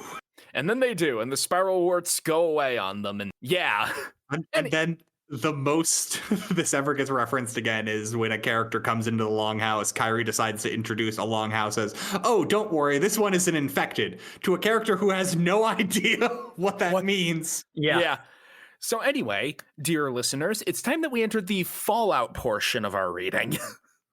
Yeah, because we get a perspective shift to a news crew who is coming through the tunnel to investigate this place that has had 6 hurricanes disappear from the weatherman's point of view. It's really weird, like relief efforts from the Red Cross and volunteers and other news crews have gone in, but nobody's been able to get out. So we're going to go in and we're going to get the scoop. Is that a dust devil following our car? And then the car gets flung and only one person survives. Yeah, it's pretty clear that the other 2 don't make it. The very normal thing of the survivor, the news girl, is... Chie, I think her name is. I don't really remember her name because she's essentially third main character for the rest of this. Yeah, Chie, that's her name. Chie, right. Chie goes off to... But yeah, the town has entered a new state of chaos as the numerous hurricanes have knocked down every building except the longhouses, which are mysteriously immune. And walking too fast, talking too loud, making too much noise, it summons destructive whirlwinds. As everyone has become an exhale hard enough, you become an airbender. Yeah, everyone's an out-of-control airbender. Hold on, these 3 children are tied up. I should go save them. Oh, nope. Oh no, the kids are actually just psychos who use their new destructive powers for destructive purposes. Great. Like at one point, the 3 kids go to a longhouse, and the people crammed in the longhouse are like, I thought we tied those kids up. What idiot released them?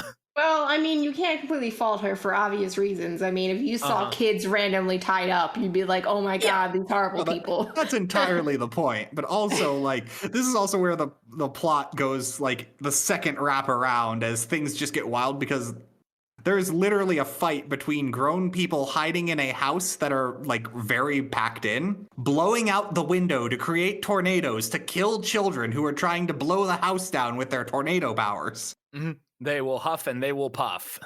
But unfortunately, those kids get huffed and puffed, but they are not blown down. They are blown up and realize they can ride the tornadoes to become tornado riders. This inspires others to also become tornado riders. Anyway, the longhouses are incredibly overpacked, so a lot of people are just wandering around making shelter beneath the rubble. And also, we're kind of running out of food. How about we cannibalize the snail people? I saw someone else doing it. They said it was the most delicious meat they'd ever eat. Well, there's also some debate about whether it's cannibalism. You know, they're no longer human anymore, okay, right? There's justification that doesn't really sit well with anyone. Like, it's not a debate. The only people who are okay with it are the people who have already lost their minds, including the guys who turn into World War II pilots on hurricanes, I guess. Yeah, they ride my favorite part about those literally like Mad Max Wasteland bandits is they're like, we've mastered the tornadoes. Those kids, they died not knowing the tornadoes' power. They just mentioned those kids just got blown away at some point. At one point, don't they actually like Jacob, at one point, don't those guys actually use like air like dogfighter lingo? They go and throw out a tornado and they say Fox 2. I don't think that they use modern brevity codes, but they do use they use like commonly known World War II brevity code. Not awfully either. They actually used it correctly, so I was on board with it. We're in the part where you've descended deep enough into the madness that you have no idea. You're just along for the ride at this point is really what's going on, because like the brother starts snailifying at some point, but they get kicked out of the house. I think it's because the brother wants to go join the tornado riders. They're looking for food. They're looking for food, and when they want to come back, like they bring more people, and the people in the house are like, it's already over capacity, we're not letting you back in.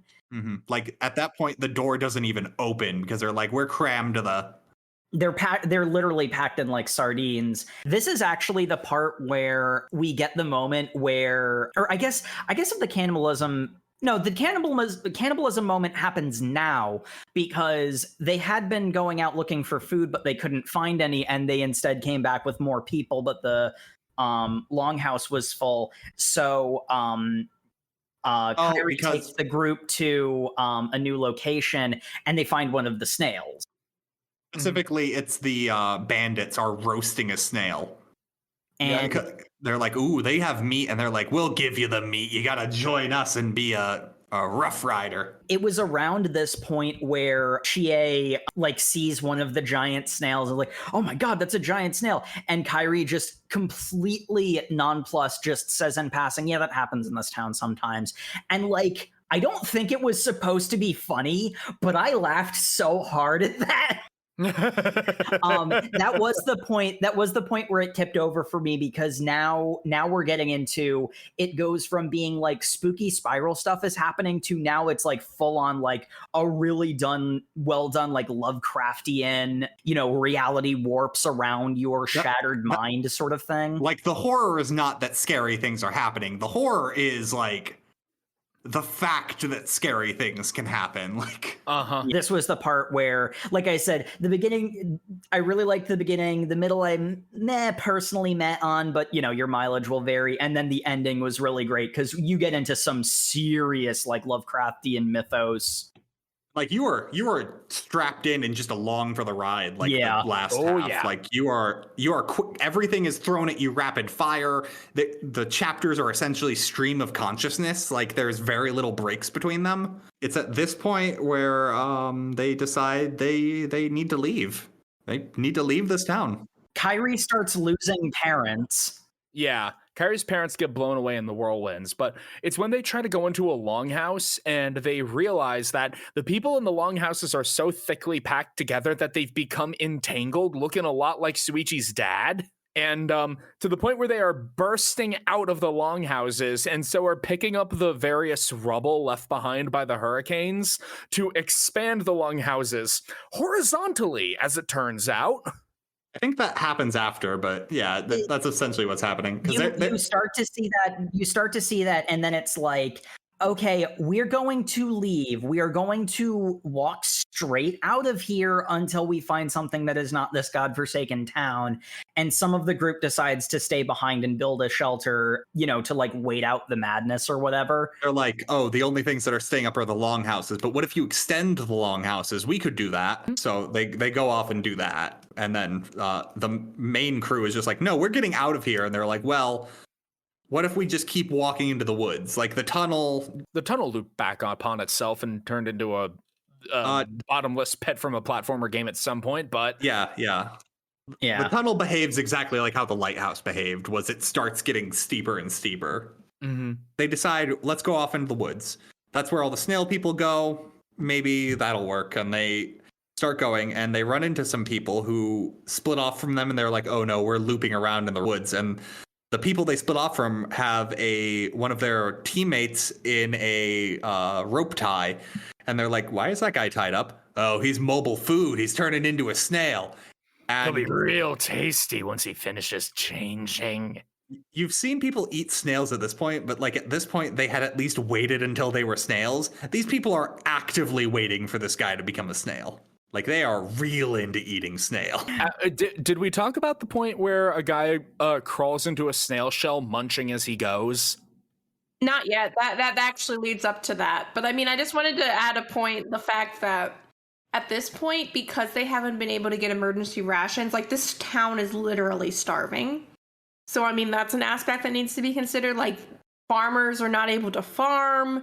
They're not able to go to the grocery store, all that stuff. Like, they're literally having to scavenge for food, mostly plant material, what they're able to find in the woods.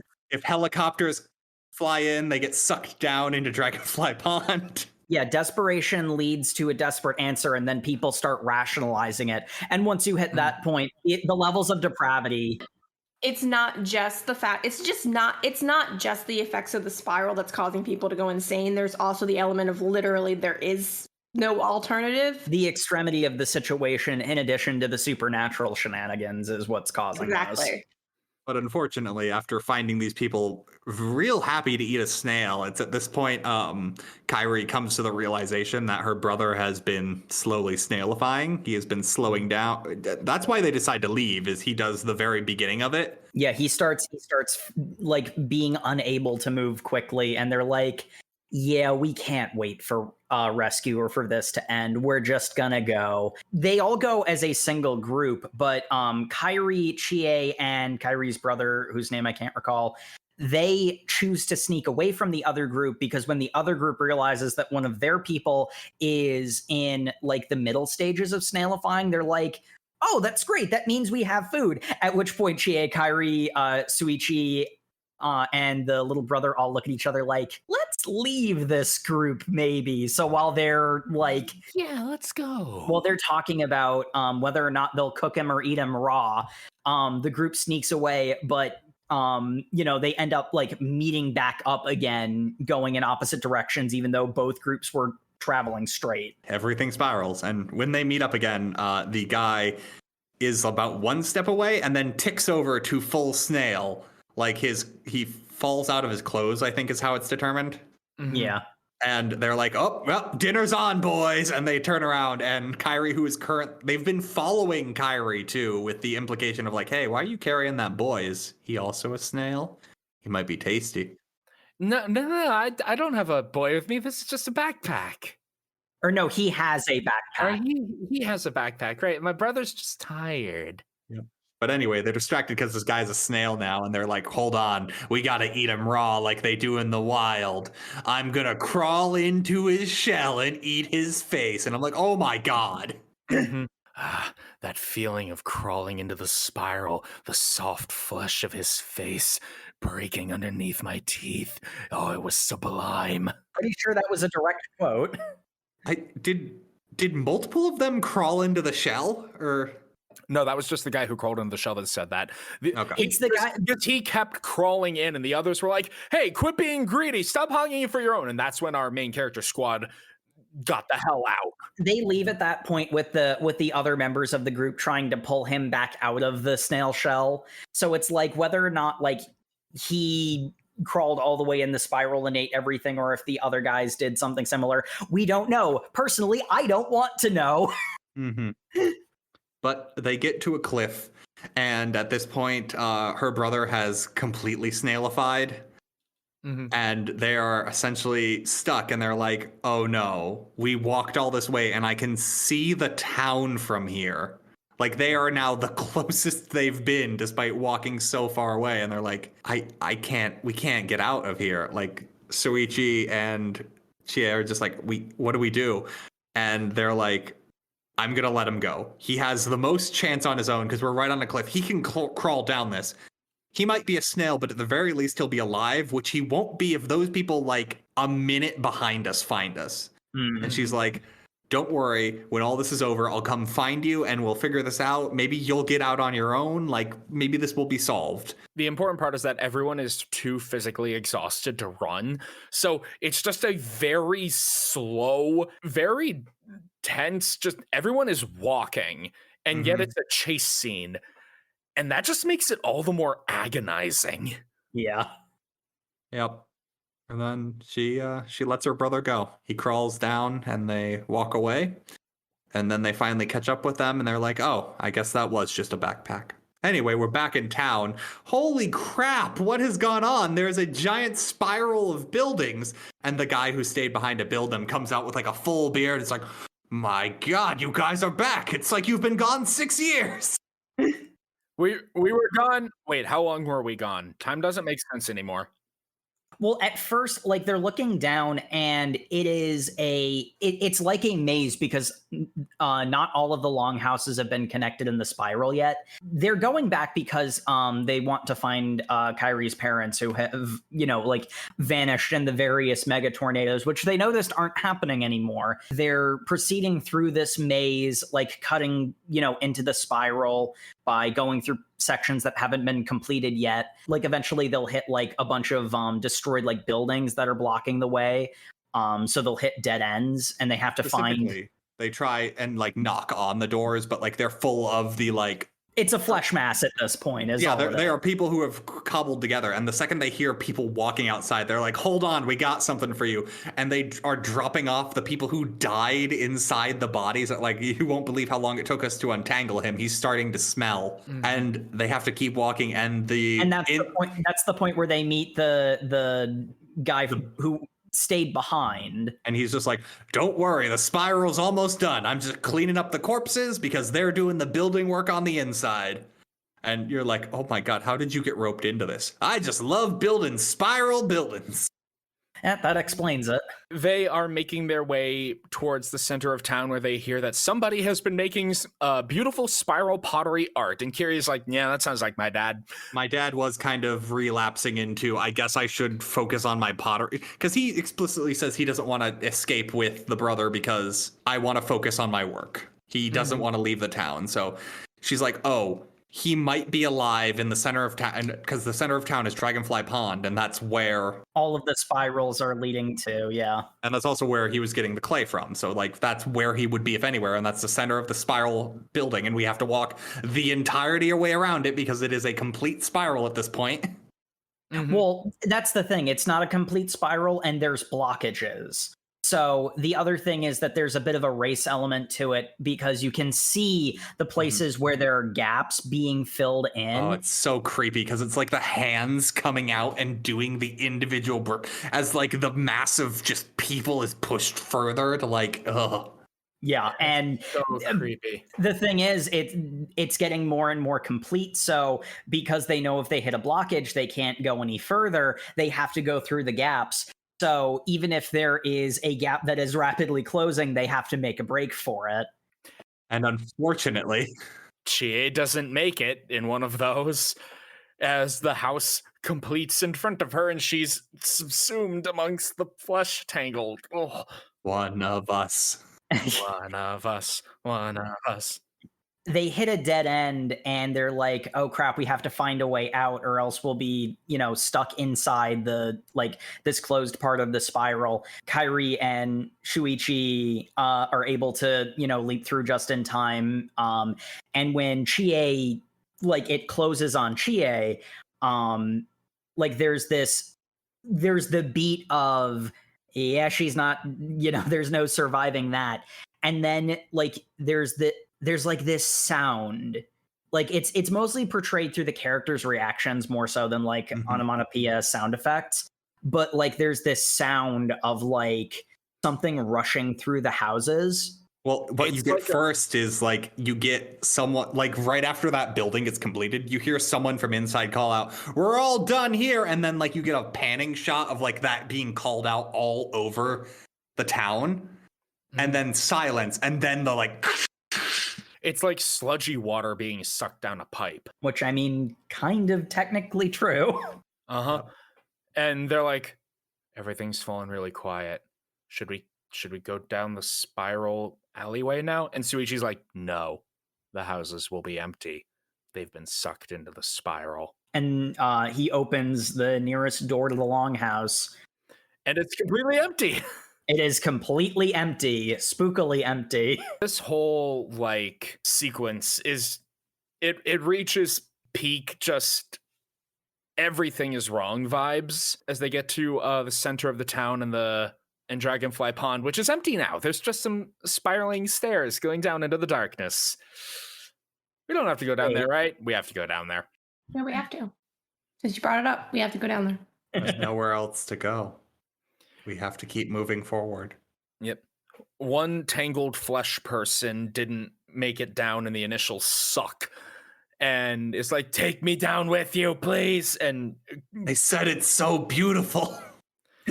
Yeah, and knocks Shuichi down the center of the stairs, falling into the abyss. That's a reference for all my Dark Souls players out there. Kirie's like, "I guess I'm alone now. Guess I'm gonna keep going down now," and finds this Gurren Lagann acid trip, this Roulier looking ass spiral city in a giant underground cavern. Yeah, the underneath is like this big alien architecture centered around like spiral shapes everywhere, like etched in stone, and like it's a giant city, all underground with like glowing spirals. And I mean, it's Roulier if old Howie had said whirling spirals instead of non-Euclidean angles. I like how if you're being really pedantic, you are mispronouncing Riley every single time because there is no way of pronouncing it. It's inherently unpronounceable by human tongue. Yes, Matt, that's the point. No matter what way I pronounce it, I am both wrong and correct because my mortal tongue cannot do so. But Kirie walks down there and finds the petrified forms of all the townsfolk, including her family. Oh, there's one not petrified person. It's Shuichi, who's stretched like a Twizzler. No, he isn't. He's underneath some people. Oh, that's right. Oh, no. The Twizzlering happens after Kyrie's like, I don't have the strength to go on anymore. And he's like, neither do I. Let's just embrace like that romantic end. Yeah, I like this route. Let's just embrace like that weird sea serpent couple from like a dozen chapters ago. Yeah, okay. Yes. That's true love. Because it is weirdly sweet in that way. It's revealed that Shuichi survived his fall because the floor was a writhing mass of flesh. Yes. That slowly hardened into stone, which is where she found her parents. And Shuichi kind of ruminates for a bit, going like, well, as the author insert, let me just explain some exposition that I'm going to assume. I think suspiciously right about a lot of things, isn't he? He's just like, I think this is some kind of ancient spiral architecture. Things are always drawn to the center of a spiral. And this is the biggest spiral of them all. The city itself was a spiral. We were always being drawn here. And this civilization seems to still be drawing things in, still building itself, despite the fact its creators have left it long ago. We need to destroy it, but I am too weak. Please, go forth and do my bidding and destroy it so that we can end this madness. And that's when Kirie goes, I can't. I'm tired. I can't move any further. I have done all I can do. Can I just die in your arms? And then they intertwine their arms and pass away peacefully. The narration, which has been from Kirie this entire time, ends with that single blissful moment of being in Shuichi's arms, stretched on into infinity. Because actually, in all fairness, they don't die. What has happened is like the spiral is twisting time, so that like when they were on the outside of it, time was passing like incredibly quickly for them. So when they got to the center of it, it's essentially like a frozen moment of time it just lasts forever. They are in that embrace for eternity. Yep. The door shuts behind them. It is posited that because of the age of the row houses, must have happened before. And even then, those row houses aren't this old. This must happen, if not every 100 years, probably even sooner. It's just all record of it vanishes because everything's gone. The town's gone except for a few lingering ruins. Yep. And the time shenanigans are weird, too, because what felt like an eternity for us may have only been like days on the outside world or like... And everyone who has the inclination to go look for them disappears. The one thing that I can't help but notice, because it's like, it's not just the fact that the national news mentions that the hurricanes were doing weird things, is they send not the Navy. Yeah, the National Self-Defense Navy. Japan still technically doesn't have a Navy, but they send the Navy. They call it the Coast Guard, and me and Jay talked about, does Japan have a Coast Guard, or was that a translation thing? And then I never looked it up, which would have been smart to do before my podcast. Either way, several battleships and other, very expensive military tech gets destroyed in a giant whirlpool. So yeah, that was Uzumaki. That's Uzumaki. I mean, there was also a side chapter about galaxies coming to life and giving people mind-reading powers, but that was excluded from the official collection. It was only included as a bonus, and I can see why. And it's like, yeah, okay, Junji, I've read Color Out of Space, okay? So did Junji. It's very much the case where I think that one actually, in a lot of ways... Now, that one's closer to Whisper and Darkness than Color Out of Space. I really like Lovecraft, can you tell?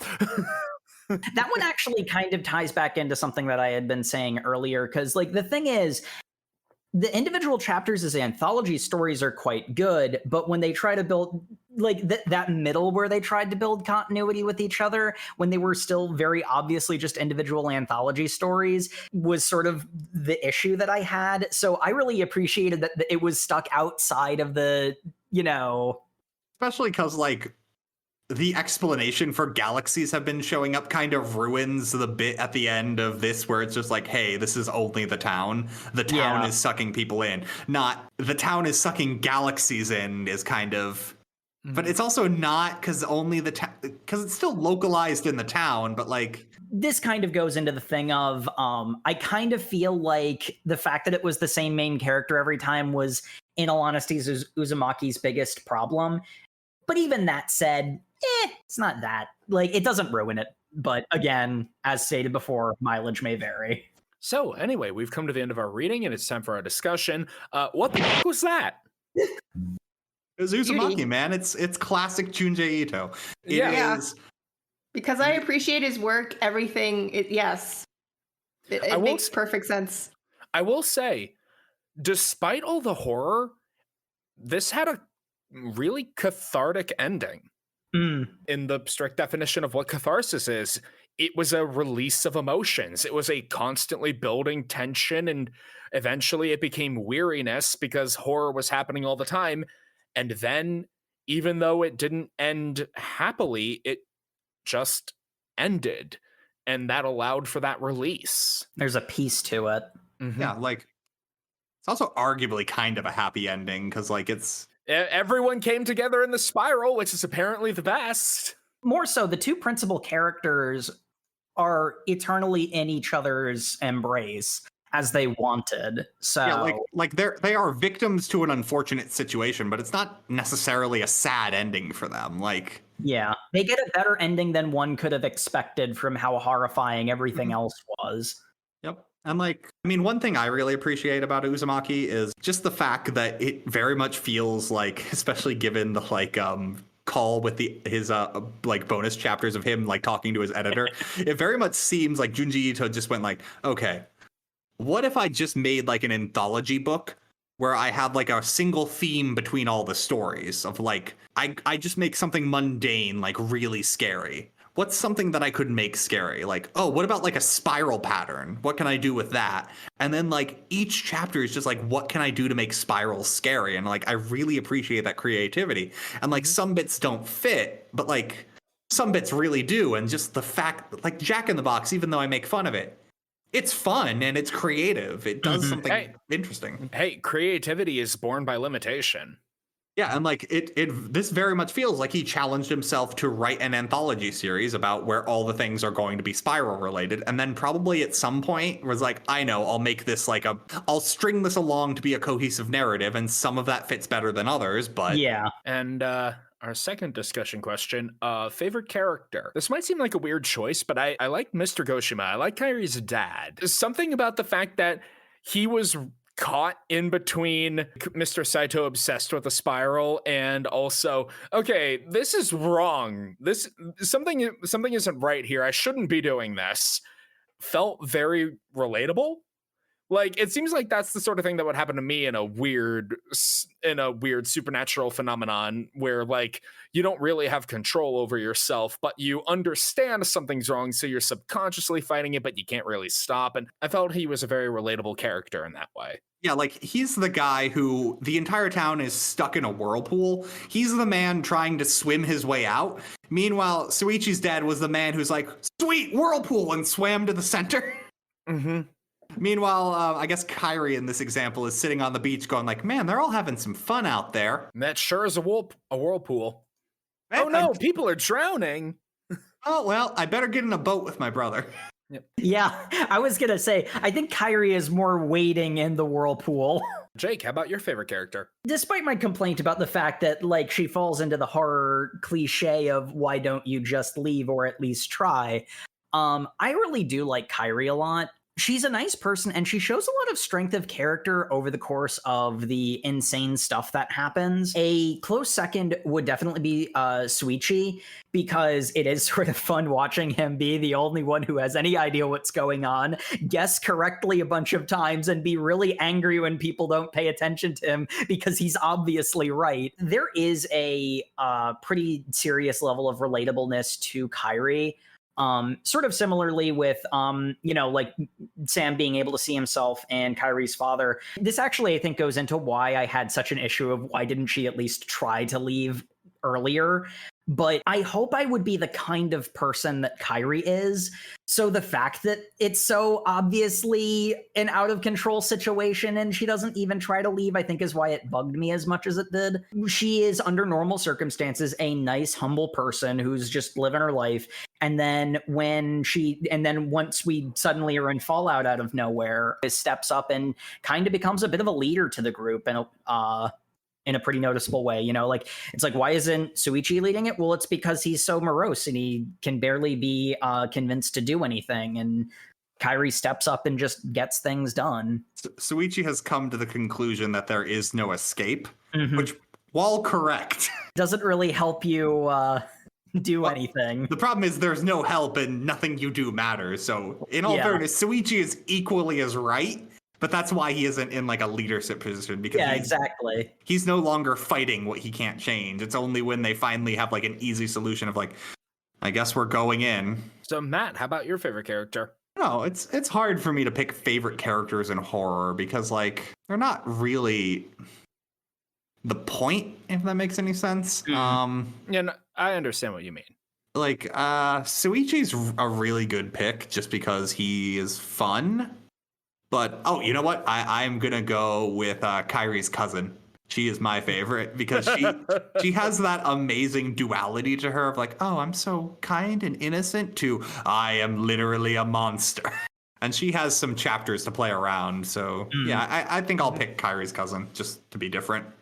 All right. And Jay? So, favorite character would be hands down Shuichi because he knows what the heck is going on, and so many times I share his frustration in dealing with those around him who do not seem to understand the gravity of the situation.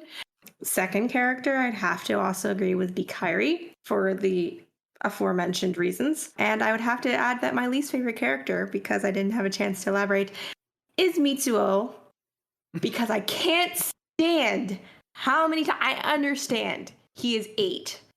But he is really annoying. He is, as an 8-year-old, you can tell when stuff is wrong. You can tell this is not the time to be complaining or to be like, I don't know. It was just, he was purposefully irksome so many times. And it just grated on me to a level that was uncomfortable for me. But I just had to get that in. He was very irritating. Gotcha. That's fair. That is completely reasonable. All right. And out of all the weirdness that happened in this manga, what was your favorite weird spiral phenomenon? I think mine was the hurricanes, because all of the different things like people collapsing into spirals or turning into snails and stuff, that's weird on like a personal level. Something about a natural phenomenon, a disaster scale natural activity of the earth becoming wrapped up in this elevated this from just like personal horror to existential crisis horror. And I, as much as it was silly, I still like appreciated that for the transition into the more Lovecraftian elements of this. So that's my choice. Jay, your favorite phenomenon?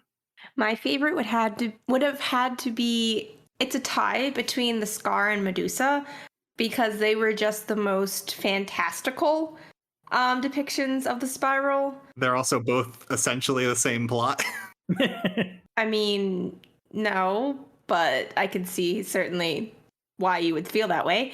I just felt that they were just so outlandishly both captivating, but also kind of alluded to some of like the previous girl on girl illusions from other manga, that I just really appreciated that element of it, as opposed to like everything coming from either their environment or from acquaintances. This were someone that were personal to the main character herself, and were things that I thought were, well, also well published, outside of Junji Ito.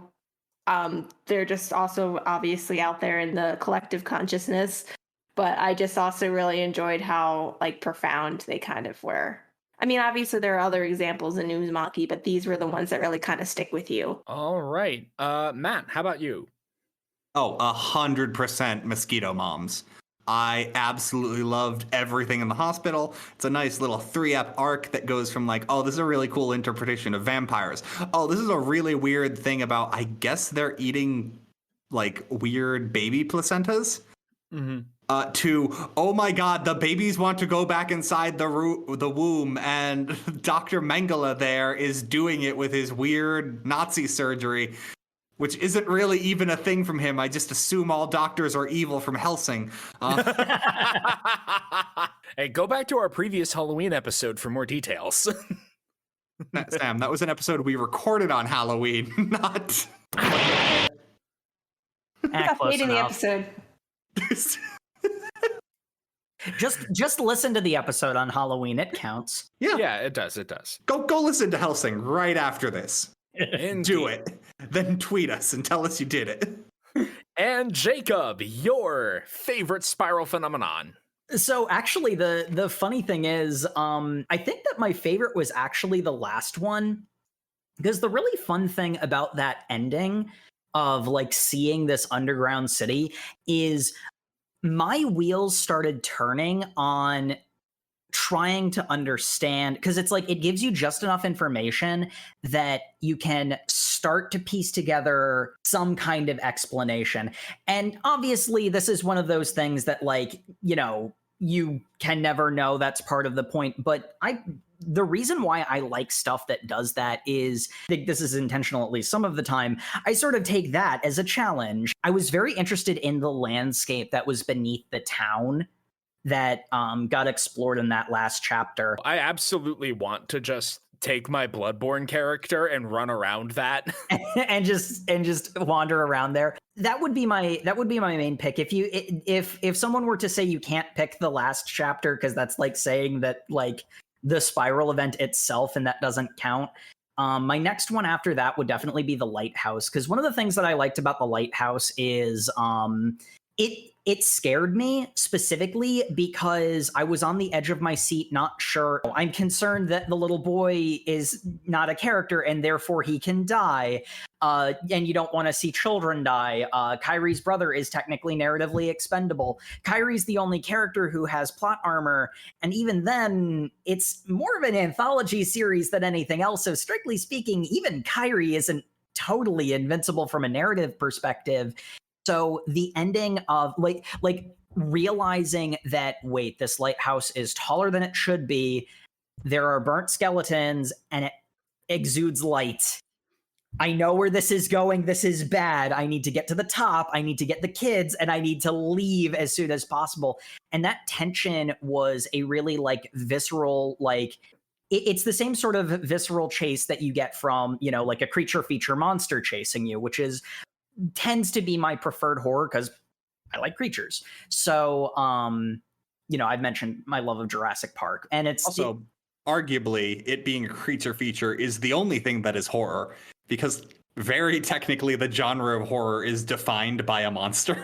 It has that sort of heart racing, edge of your seat sort of fear to it, is what that chapter invokes very, very well, and I appreciated that a lot.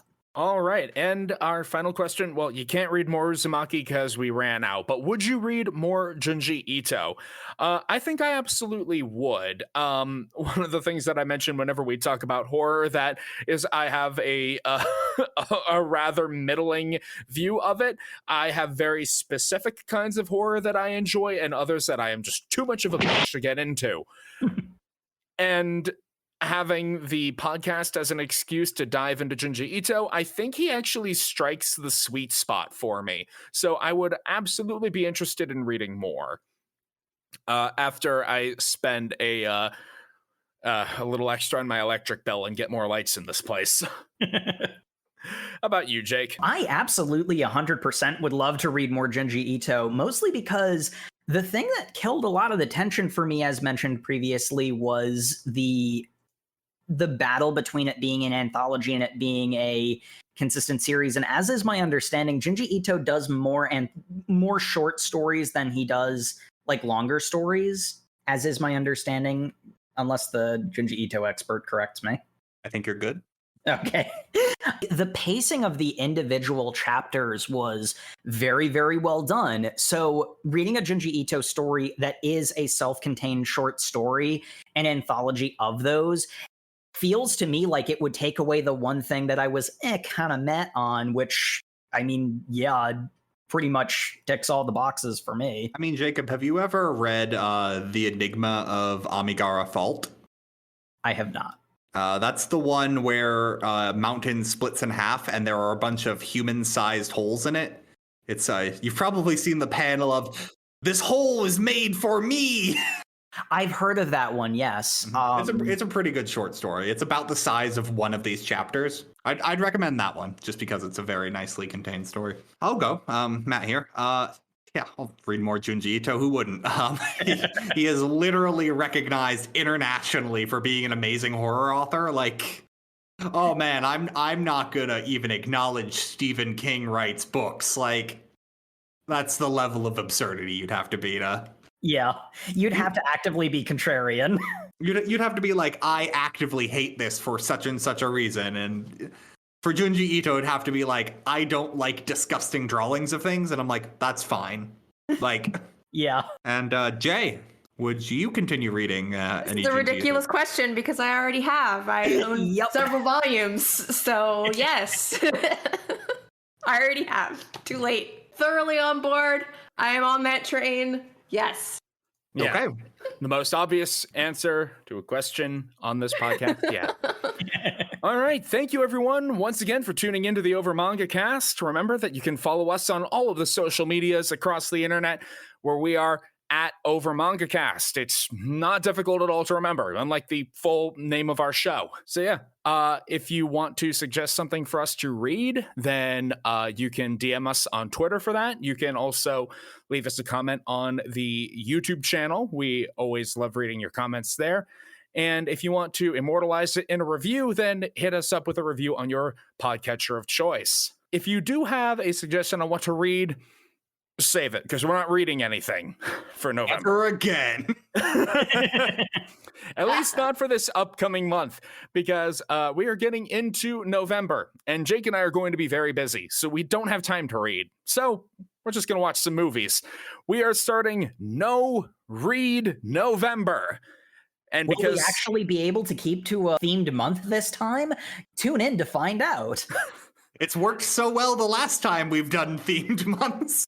yeah, it really has. And because we all hate ourselves, the theme of this is going to be we're watching the live action adaptations of anime and manga. So tune in next week where we will watch and review the live action Full Metal Alchemist movie. Sure, this won't go badly. Or if it goes badly, you can enjoy our pain. There's a lot of pain. See you next week, everybody. Good night. Good night, everybody. Good night, everyone. Don't stare too deeply into the spirals. Spirals.